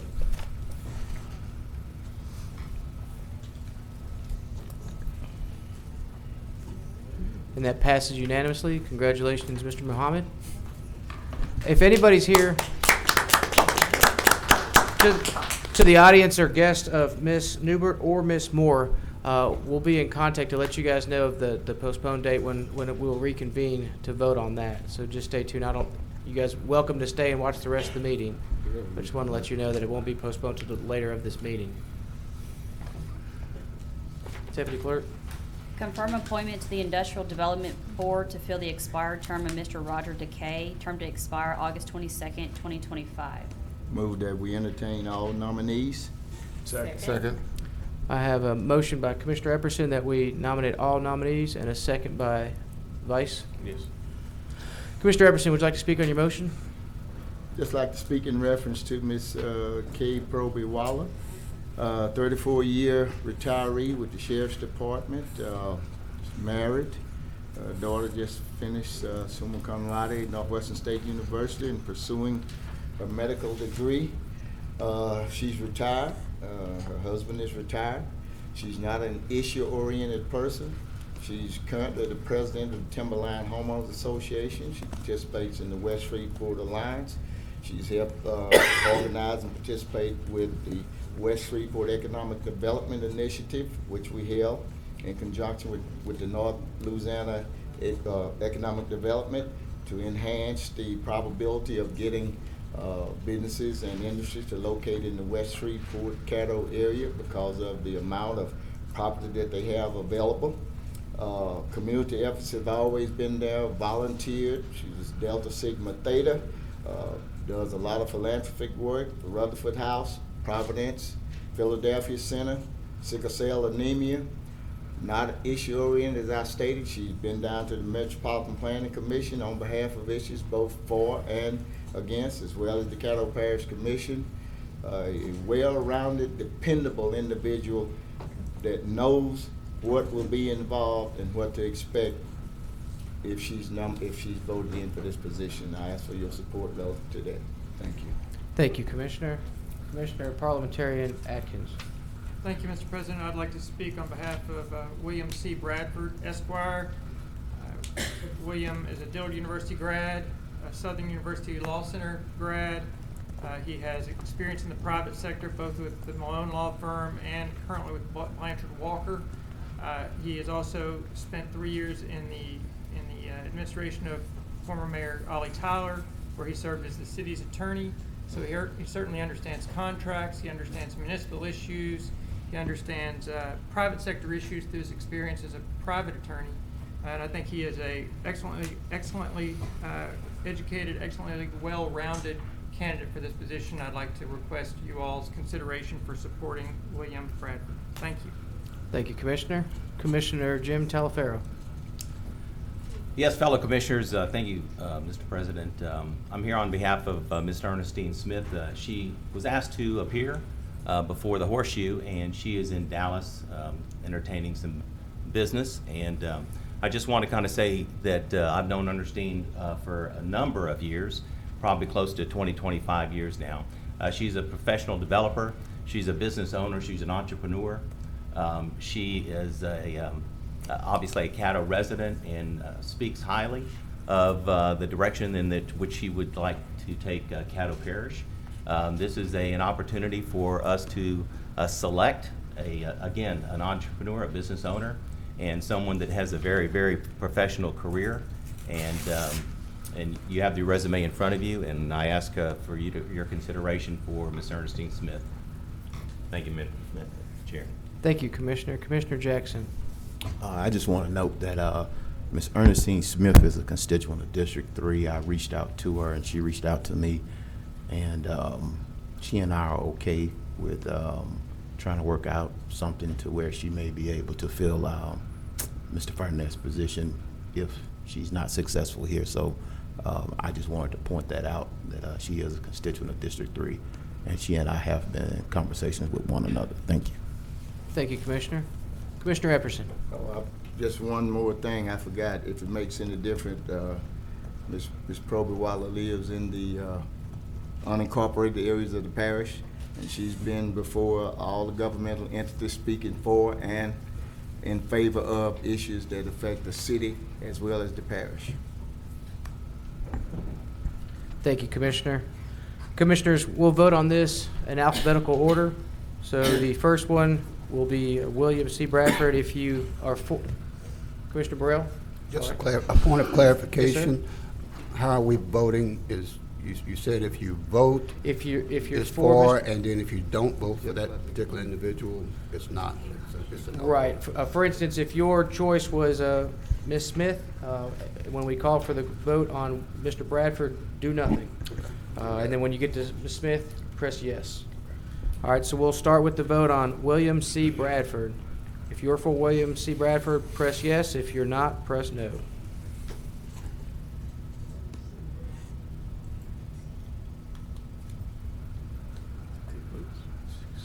And that's 6. All right, need majority vote, so we're going to go for Ernestine Smith. 1 second, my computer's Sure. loading. Okay. Remember, if you're for Ernestine Smith, please vote yes. If you're not, do nothing. Point of order, Mr. Chair. Is it a majority that's required or a plurality? Majority. Okay, thank you. Someone will have to make a concession.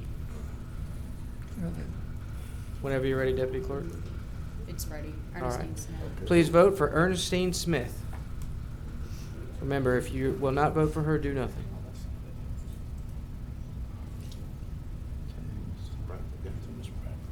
All right, she'll reset the board.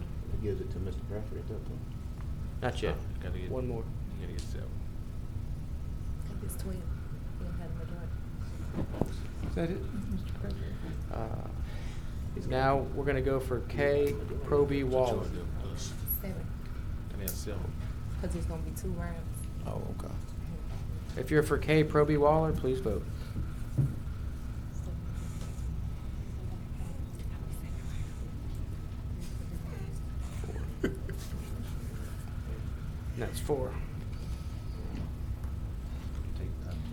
Yeah. All right. So now we're going to take the top two, and the second one will be removed, Ernestine Smith. So you have to make a decision of either William C. Bradford or K. Proby Waller. So we will go for William C. Bradford. Please vote.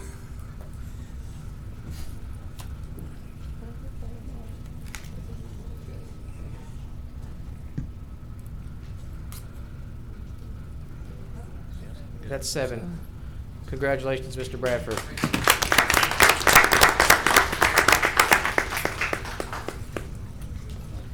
To the other two, Ernstine and Kay Proby, thank you for putting your names in the hat. And we just received another resignation. So if you would like, please put your resume in again. This vote will come up within the next 2 weeks. Okay, now we move to confirm request to LA DOTD to perform a traffic study at the intersection of LA 1 North and So move for adoption. Second. A motion from Commissioner Jackson, second by the Vice Chair. I spoke to Tim Weaver. Is Tim here or is he gone? He gone. He mentioned that he spoke to Mr. Jim Ollier and that the request would come from the city, but I believe the city has already done theirs, so he didn't see a need to do an amendment here today. So basically, Jim Ollier advised them to keep it as LADOTD because they're going to LADOTD is eventually going to do the traffic study. Okay. I see no other commissioners on the board. Please vote.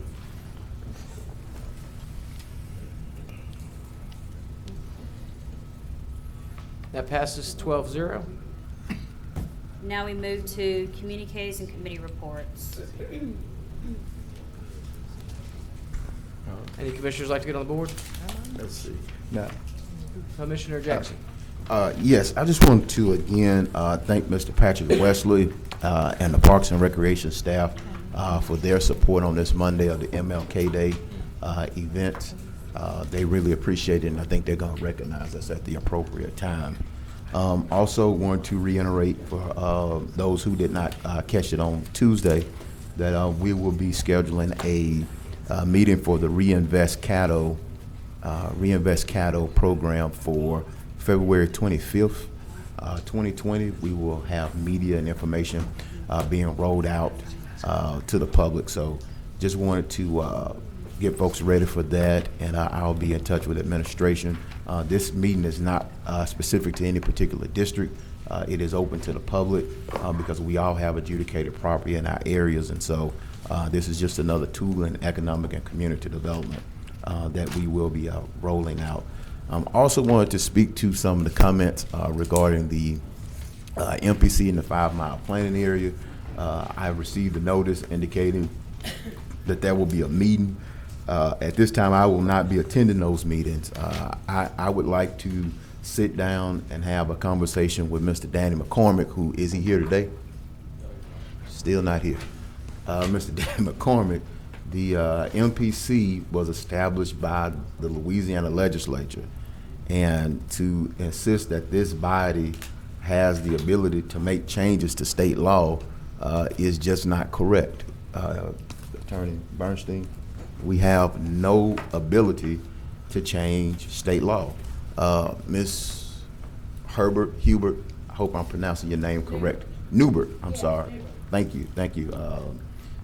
We don't even have the ability to earmark a position for rural commissioners. That is something, correct me if I'm wrong, that has to be set in the statute as well, because the state set the appointments. So while Mr. McCormick is getting the team riled up, he has an opportunity. I'm not here to debate. He has an opportunity to put legislation forward. I'm going to ask legal if you all, I know I've been looking, but if you all will be on the lookout, because I believe the filing deadline is February 14th to advertise for a local bill at the legislature. And so we have not heard from Mr. McCormick. At some point, he should step forward and talk to this body and talk to the city council about what his intentions are to make this change at the state level. this is not something that we can arbitrarily change. That's unfortunate, but, well, at least that's unfortunate for you all. I don't have a dog in the hunt, to be honest, because my district is 99.9% in the city limits. But if there's going to be a change, Mr. McCormick can host all the meetings that he wants, but I want to challenge you all who will attend those meetings to ask him, where is his legislation that's going to be filed at the state to make this change? That's like me going to petition Louisiana legislature for something that we have the power to do here in Caddo Parish. That ball is out of our hand at this point, and I hope at some point somebody will step forward and task Mr. McCormick, Commissioner Hopkins, with doing that. And I don't mean to put you on the spot. I know he represents your area. But let's task him with doing that other than just kind of throwing these ideas out there. I hear what you're saying, and hopefully we can come to some resolution. Thank you, Mr. President. Thank you, Commissioner Jackson. Commissioner Epperson. Ms. Fraser, did you make it? Kind of, sort of. Yes, sir. All right. We okay. Got in trouble, let me know. No.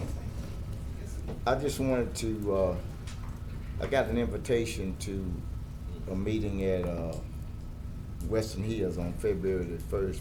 But I think that's the I meeting I'm sent my talking about. regrets that, you know, I've already had previous commitment, which I had booked in November. But I noticed in here, what's, if you all would, a new green deal. Now, I don't want to get involved in no kind of stuff that I don't know nothing about. I don't know nothing about no new green deal and all this kind of crap. Okay, so my issues is focused specifically on what we, under our jurisprudence, the things that we're responsible for as to what we can do. I don't want to know nothing about talking about Washington, D.C., what they got and trying to, and no kind of under the table or dark stories about somebody trying to grab your land and all this stuff. And I have responded back to each and every one of those, and I want to let it be known publicly. If you have a concern to me, please address it respectfully, intelligently. I will not respond to any threatening or sarcastic emails. And I would also ask, which everyone that so far has done, that you would give your name, your address, your phone number, and that I am on to the issue, making sure that I will get factual information with the bodies that I need to go with, and then I will disseminate that information and let everyone know when that time comes what we can and what we can't do. So we don't want a lot of innuendos and everybody getting all up out of kilter. I'm going to take my time, make sure I research it, be articulate, and hopefully, as I've done in the past, which my first meeting will be March the 12th, I will have some information there where I'll invite everybody. We come out, we'll be structured, we'll be organized, and we will have civil discourse, and we'll let you know what we can and what we can't do. So I want to let that be known. Also, if you would check and make sure that if we aren't putting a clause or asking any hirees if they have any sort of contractual obligations or any that they get any funded or any members of their family, would you please incorporate that into our hiring practices if it's feasible? You know, like you have the nepotism, you ask them, do you have a family member? And of course, for some of you already know, you know, when we take our ethics exam, all of these situations are in there, and then you'll understand why. Making sure that we let everyone know that, and let everyone know it from the top, from the compactor operator all the way up if we hire another parish administrator. So we want to make sure that everybody's on the same page, so we won't have to go through this type of situation. That's all I have. Thank you. Thank you, Commissioner Epperson. Commissioner Gage Watts. Thank you, sir. First of all, let me publicly say thank you to you, President Chavez, for the award, and to my colleagues. I've already given my final salutations, but thank you for allowing me to serve you last year as your president.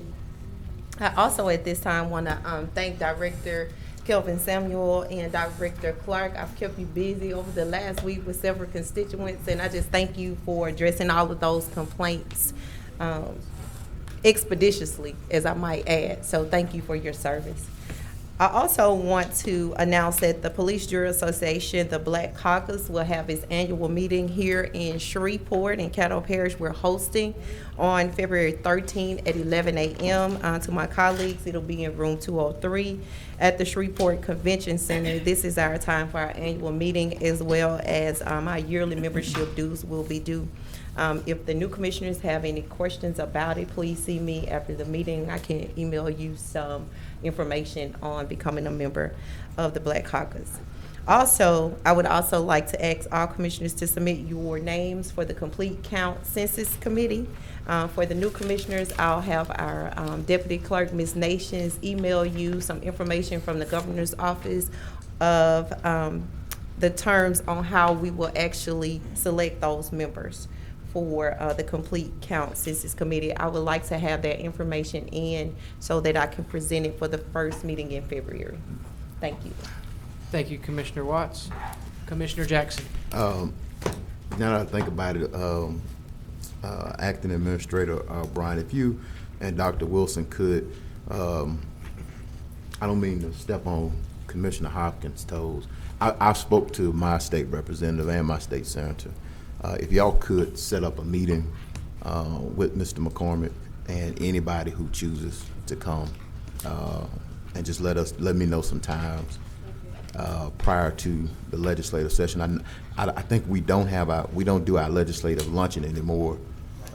Dr. Wilson discontinued that because of poor attendance. I don't know if he wants to revisit that now that we have some new members. He may want to look at breakfast or coffee, but if we go ahead and extend the invitation to Mr. McCormick and I guess any other members of our legislative delegation, so that we won't seem like we are talking around the issue. Because again, I've talked to my representatives and state senator, and they seem fine with what's going on. So, yes, sir. We'll reach out to Mr. McCormick. Appreciate it. Thank you. That's it for me, Mr. President. Thank you, Commissioner Jackson. Commissioner Epperson.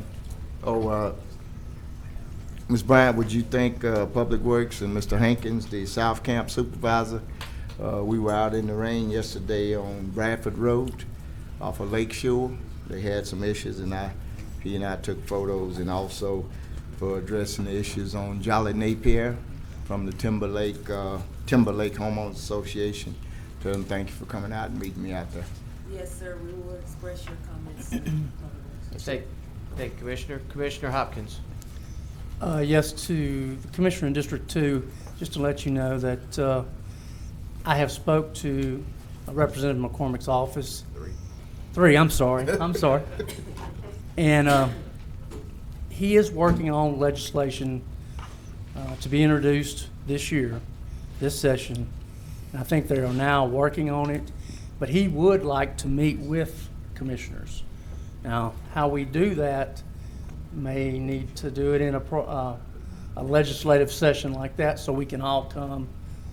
Otherwise, we have to break it down so there's not a quorum. So however it needs, but I think he will come and meet with the commission, and I will try to talk to him this week.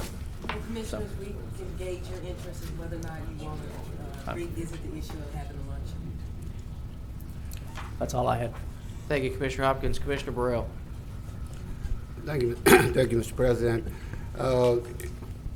Being a new member, and I keep hearing about this 5-mile deal outside the city, and now that we have a state representative who's involved in this situation, I understand, I would assume that they are addressing that.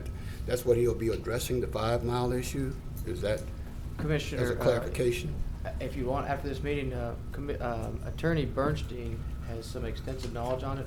I think we'd be happy to go in the back, and I'll get you up to speed on it. Well, I want to make sure that, if we're going to deal with the issue, I want to know exactly what the issue, what the problem is, and if so, if it's dealing with that, then I would think our planning department would have some maps or something that can educate us on the situation. Administration, can you put together something so that the sooner the better, so that we can go over in its entirety what's going on with the 5 miles and what the issue is to bring the new commissioners up to speed? Yes, sir. Commissioner Burrell, I understand you just got on the board, and we've been dealing with this for 4 years, so it's kind of heavy, but I'd like to get you up to speed with us as well. I think you'd be a I valuable would like to asset be up for to speed, an yeah. advocate. Thank you for that. If I'm gonna vote on anything, I'd like to be up to speed. Commissioner Epperson, are you back on the board yet? Yes, yeah. I just want to make sure everybody get it clear. Let's not forget our Metropolitan Planning Commission Executive Director too now. That's We'll get them in there. That's the foundation. Mr. Clark has been very great at helping us out with all this. All right, I see the queue is now cleared. Ms. Newbert, I wanted to say thank you for coming down here. I was going to voice my support for you. After hearing, your resume looked great, as well as the other ones. However, yours really shined, and then with all your friends that came down here, it made me want to be your friend, having seen how much you've done for other people. I said, wow, I'd like to be her friend. So thank you for putting yourself up for public service. I don't know when we postpone it to, but as soon as we find out, we'll let you know. And I know some of my colleagues, the question was the stipulation that it was supposed to be within the 5 miles, and of course, no, it's state statute and how the board is created. But we hear you guys out there, and pardon me, guys, I'm from California, so when I say you guys, I get this a lot of people say there's women out here. It's just the way that I talk. We hear what you're saying about we needed to find somebody from inside the planning zone. So that was the reason why Laura's name rose up, and that I personally was gonna vote for her. I know this other woman was very, very good and well resume, and I think that was the thing for the diversity. A lot of people were saying, well, we need more diversity. I will be happy to say that Mauricio Roca, he was the first Latino appointed board member. And thank you, John Settle. Apparently, the Hispanics of appointed or elected are truly the 1%. So thanks for sending this to me, John. So we do have some good diversity on there. I don't mind the diversity of the makeup when it comes to, I think the one of the parish people is just that they're in the planning period. So I think I would like to see somebody, no matter what their ethnic makeup is, as long as they're professional and they fit in that they meet the requirements of the people that are out here asking us, can we get somebody that represents us outside of the city limits? So that's what I would like to see personally. I see Dr. Wilson, but I know he's in Washington, so I'm assuming this is Erica Bryant. Would be me. Just wanted to ask new officers to hang around after commission meeting, make sure we get some pictures for you all. Absolutely. I have Commissioner Jackson, you back on board? Just one last point to what we've talked to, kind of hopefully to bring it to a close, and Commissioner Burrell can speak to the legitimacy of that. The reason why I say we need to talk to our Mr. McCormick, as well as have a relationship and have Mr. Alan Clark at the table, as Mr. Epperson pointed out, the legislature is not going to do anything if we come down and fight each other. If it look like we on this side and there's a faction on this side, it's not going anywhere.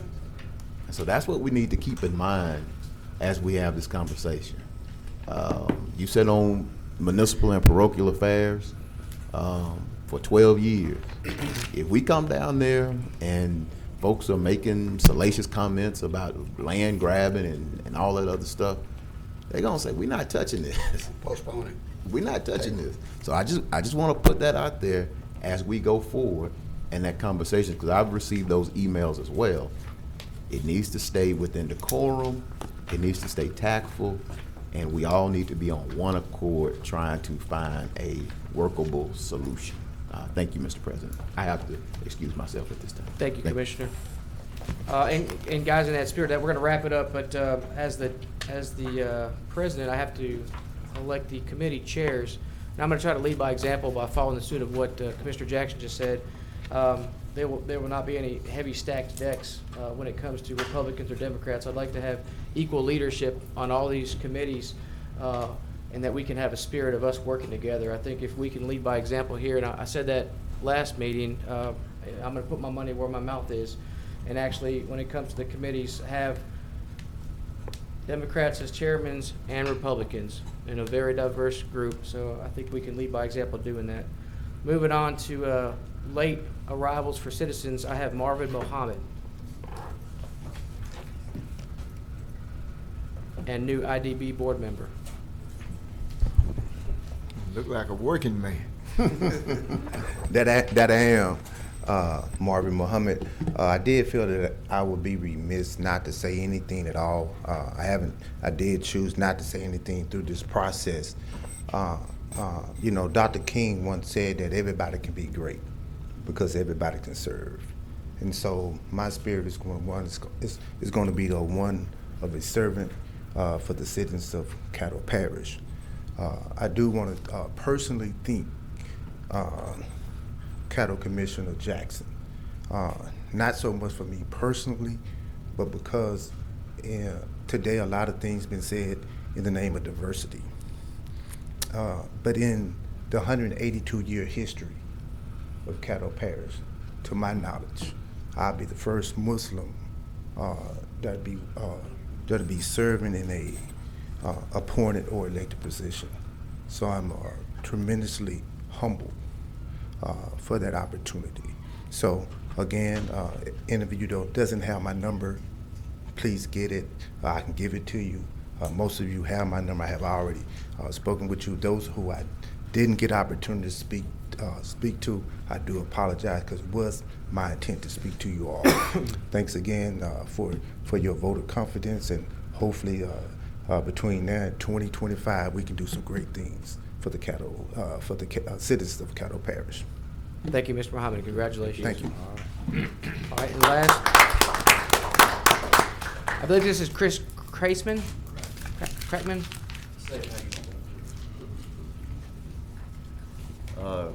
Chris Crackman, 4530 Pine Knoll Drive, Shreveport, 71107. I hate that Stephen had to step out because I just wanted to kind of give a little bit of a rebuttal to him. There's no doubt in any of our minds that you all can repeal the UDC. Jessica Moore is the founder of the Jessica Moore Tullis is the founder of the Caddo Alliance for Freedom. Danny McCormick has lended us his voice for his videos and to help us spread the word, but he's just an ally of ours. He's just an ally. He's not a board member of the Caddo Alliance for Freedom. Also, if we're going to talk about the legislator and who does and doesn't have the power to retract this 5-mile radius, then I really think we need to find this Act 189 that everybody keeps referencing and see if we can have it in our hand and read it and know it, because I don't feel like Stephen Jackson knows it. I think he's just going by what everyone else is saying. You know, this was founded in 1954 by Act 189. We got the history lesson. We know when the MPC was founded and all that. We understand that. But as far as who controls the 5-mile radius, it's our understanding by reading the literature and the legislator that it is you all. So I don't want any misinformation put out there just because it's a popular thing to say. Danny McCormick will be at our meeting on the 30th that I think y'all were charged with setting up. Maybe Mr. Clark. I'm not sure who was charged with setting up the meeting. But Danny McCormick will be there. I don't think he sees the sense in coming to these meetings since he is not a representative of us. We would rather represent ourselves rather than him being berated and you know, come down here. There's no sense in it. When there's 5 of us board members and we're all just average citizens. We're not House representatives. And we think that serves the public a lot more justice as us being average rather than a House representative. So he is not on our board, but he will be at the meeting on the 30th. As far as a lot of the stuff that's been put out, I know on social media and everything has been considered to be propaganda, but if you read into the 2030 master plan, you'll read that a lot of these aren't just propaganda. They're possibilities of really ignorant things that could possibly happen to us. We don't like to speak on a hypothetical, but you have to look at it hypothetically. You really do.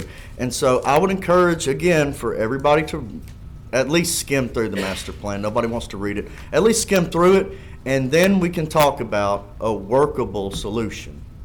Thank y'all. Thank you, Chris. Motion to adjourn. Move. So move. All right, meeting adjourned.